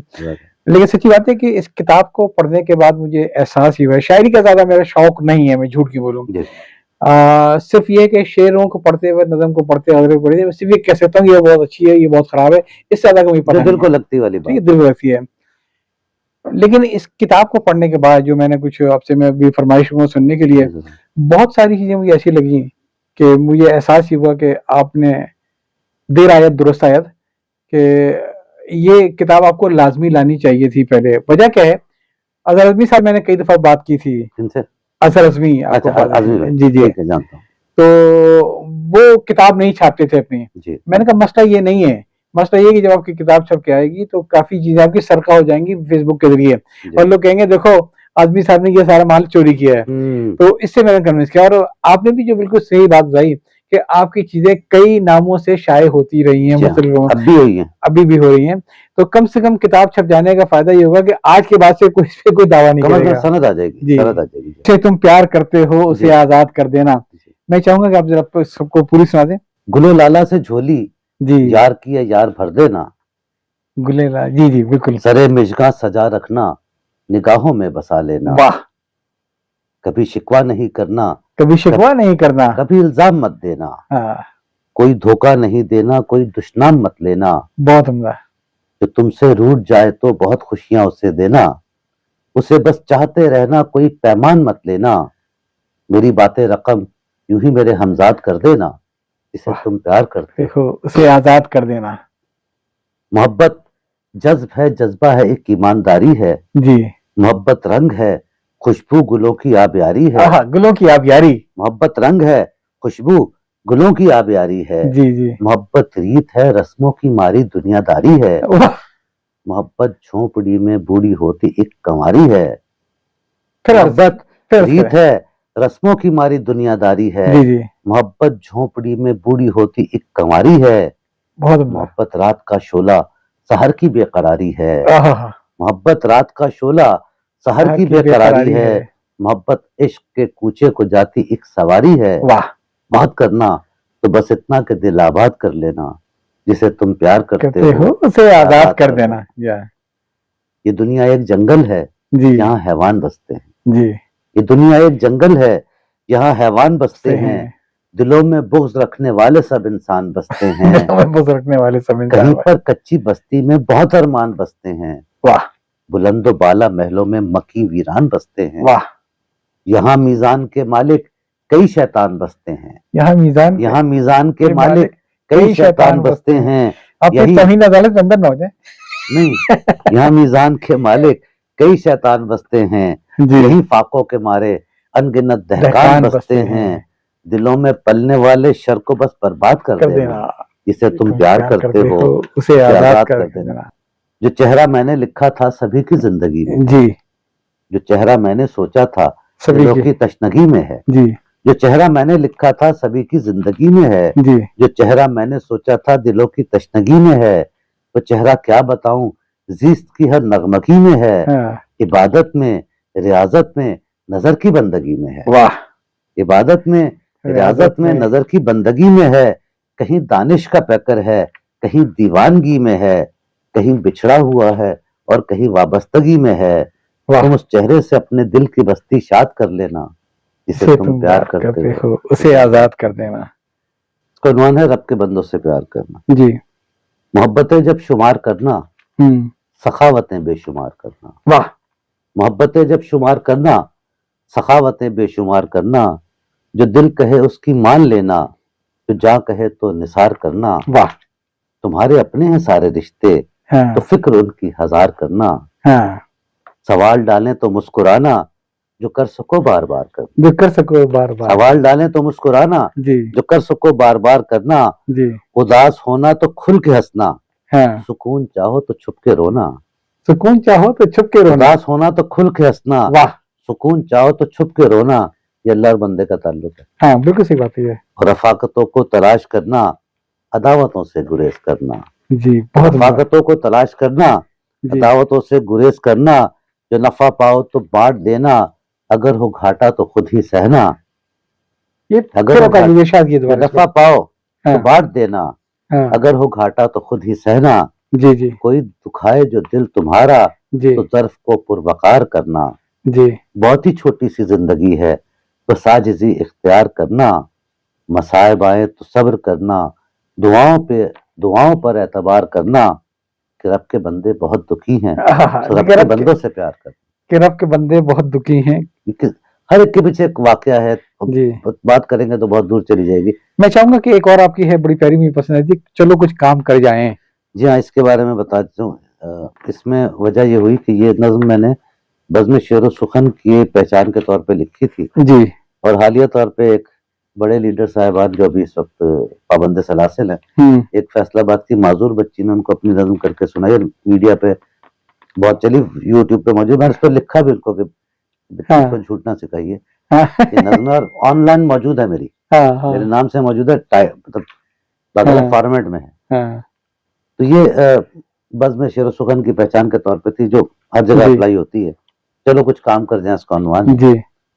न जाने कौन से लम्हे में हम सब खाक हो जाएं, न जाने कौन से लम्हे हम सब खाक हो जाएं, चलो कुछ काम कर जाएं, चलो कुछ काम कर जाएं, किसी के काम आ जाएं, कोई रास्ता सुझा जाएं, सही कोई बस्ता थमा जाएं, किसी किसी की रहनुमाई और किसी का घर बना जाएं। वाह कहीं फिक्री जरूरत है, कहीं अमली जरूरत है, नई फिक्रें जगा जाएं, चलो कुछ काम कर जाएं। वाह अभी कुछ वक्त है यारो, जी या इल्म फन के हर कारो, जो सीखा है सिखा जाओ, जो देखा है दिखा जाओ, रसाई सोच की अपनी गली कूचों में फैलाओ, फरोगे नस्ल की खातिर जरा सा वक्त दे जाओ, कोई तब्दीली ले आए, चलो कुछ काम कर चलो कुछ काम कर।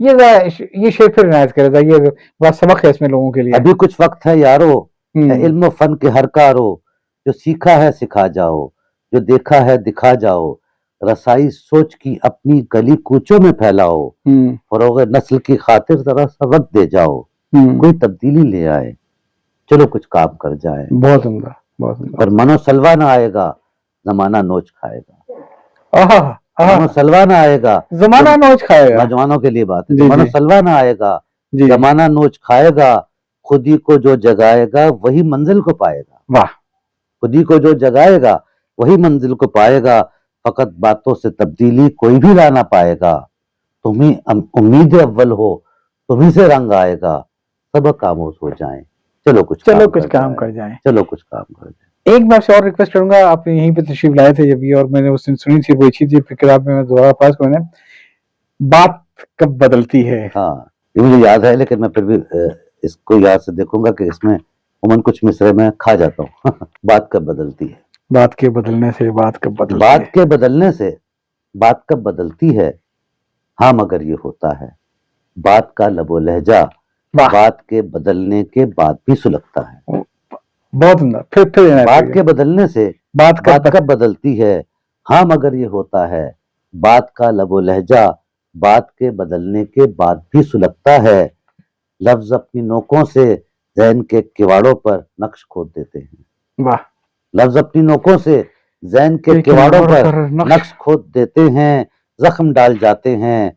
वक्त की रफाकत में माहो साल की गर्दिश जख्म को सुखाती है। माहो साल की गर्दिश जख्म को सुखाती है, एक खुरन लाती है। बात का लबो लहजा एक खुरन की सूरत जिंदगी के दामन में उम्र भर सुलगता है।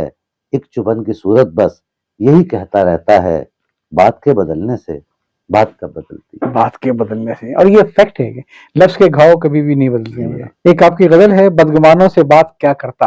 बदगुमानों से बात क्या करता, जी, बदजुबानों से बात क्या करता, जब कोई छत नहीं रही सर पर फिर मकानों से बात क्या करता।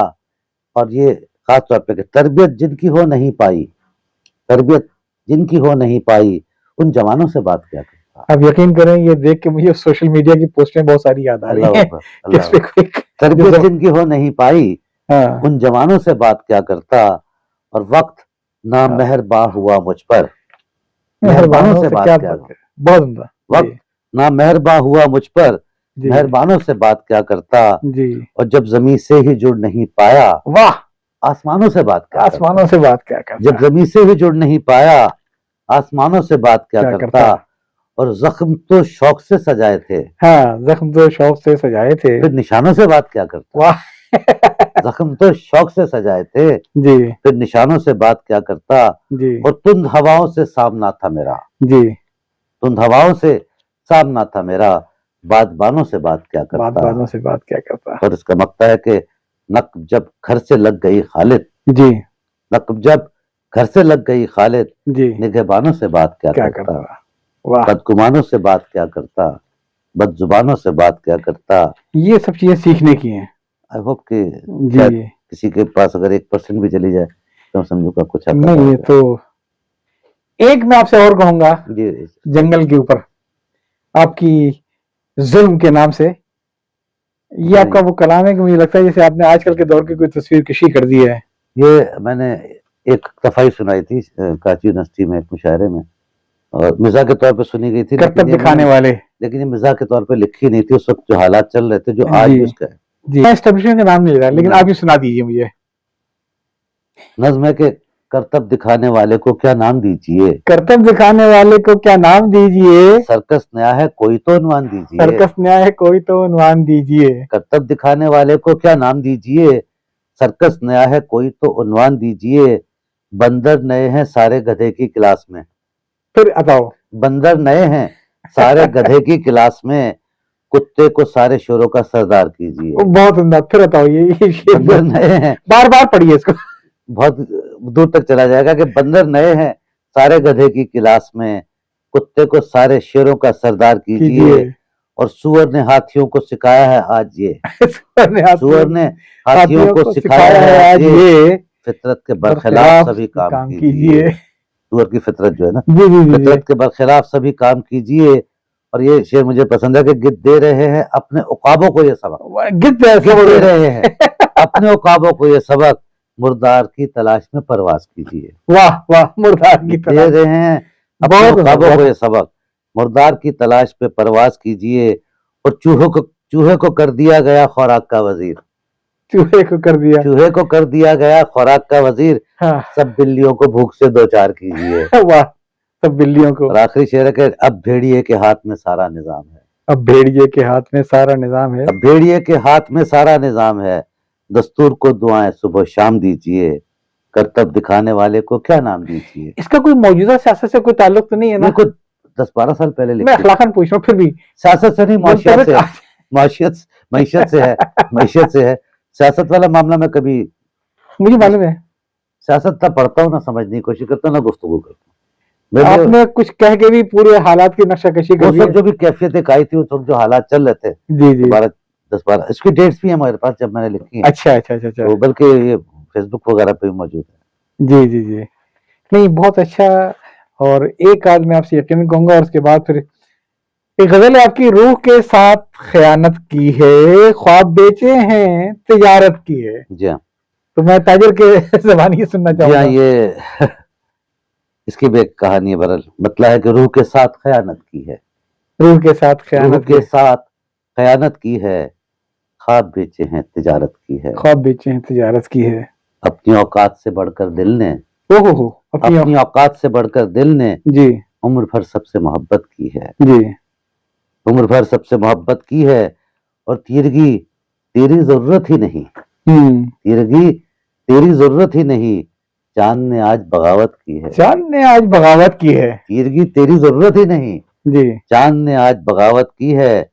और शुक्र करता है हर एक उज़्व बदन, हाँ शुक्र करता है हर एक उज़्व बदन, हाँ। जिस्म ने खूब इबादत की है। वाह वाह वाह। शुक्र करता है हर एक उज़्व बदन, जिस्म ने खूब इबादत की है। और आंख में अक्स कोई दर आया, आंख में अक्स कोई दर आया, सोच ने तेरी ज़ियारत की है। बहुत सुंदर। आंख वाह में अक्स कोई दर आया, जी। सोच ने तेरी ज़ियारत की है। और हक बहकदार मिलेगा एक रोज, हक बहकदार ये मिलेगा एक यकीन होना रोज। चाहिए, हक बहकदार मिलेगा एक रोज, वक्त ने सच की हिमायत की है, बहुत सुंदर। वक्त ने सच की हिमायत की है। और सानहा इससे बड़ा, इससे क्या बड़ा होगा, सानहा इससे क्या बड़ा होगा, दस्ते तागूत पे बैत की है। बहुत सुंदर। भाई इसका आजकल के हालात से, फॉर्म 45 47 से कोई ताल्लुक नहीं है। ये खालिद मीर साहब की बहुत पुरानी कलाम है इसका। ये जरूरी था उसको बतलाना, ये जरूरी था उसको बतलाना, उसने हर शख्स की गीबत की है। उसने हर शख्स की ये कीमत की है। जरूरी था उसको बतलाना। बड़े ये सोसाइटी खास में शख्स के लिए बिल्कुल मैंने, बिल्कुल जी जी। खास शख्स के लिए लिखा था, अभी भी जिंदा था। ये जरूरी था उसको बतलाना, उसने हर शख्स उसने हर शख्स की गीबत की है। और कार दुनिया में था मगन खालिद, कार दुनिया में था मगन मगर खालिद, खालिद। हाथ पैरों ने बगावत की है। अरे, कार पैरों ने दुनिया में बगा- था मगन खालिद, हाथ पैरों ने बगावत की है, रूह के साथ खयानत की है, ख्वाब बेचे है तिजारत की। यूं तो ये पूरा आपसे पूरा दीवान, पूरा कलाम सारा सुनना चाहिए, तो लेकिन छापना बात नहीं चाहिए था मुझे। लेकिन बात ही ऐसी है, जिससे मालूम ही हुआ कि कोई आप भी किसी ऐसी बीमारी के शिकार हैं जिससे मैं भी शिकार हूँ। हाँ। आपने बहुत बहुत तहकीक की हुई है। ये मैंने आपको बताऊं, ये जी। फ्रांस में लिखी थी, पेरिस में, और अच्छा एक मखसूस वाक्य के तहत लिखी थी। अच्छा 2009 की बात है जी शायद। मतलब है कि दुनियादारी की बीमारी जी। तुझमें भी है मुझमें भी, दुनियादारी की बीमारी तुझमें भी है मुझमें भी है। बंटवारा और हिस्सेदारी आहा आहा। तुझमें भी है मुझमें भी, बंटवारा और हिस्सेदारी क्या बात है, क्या बात है। तुझमें भी है मुझमें भी।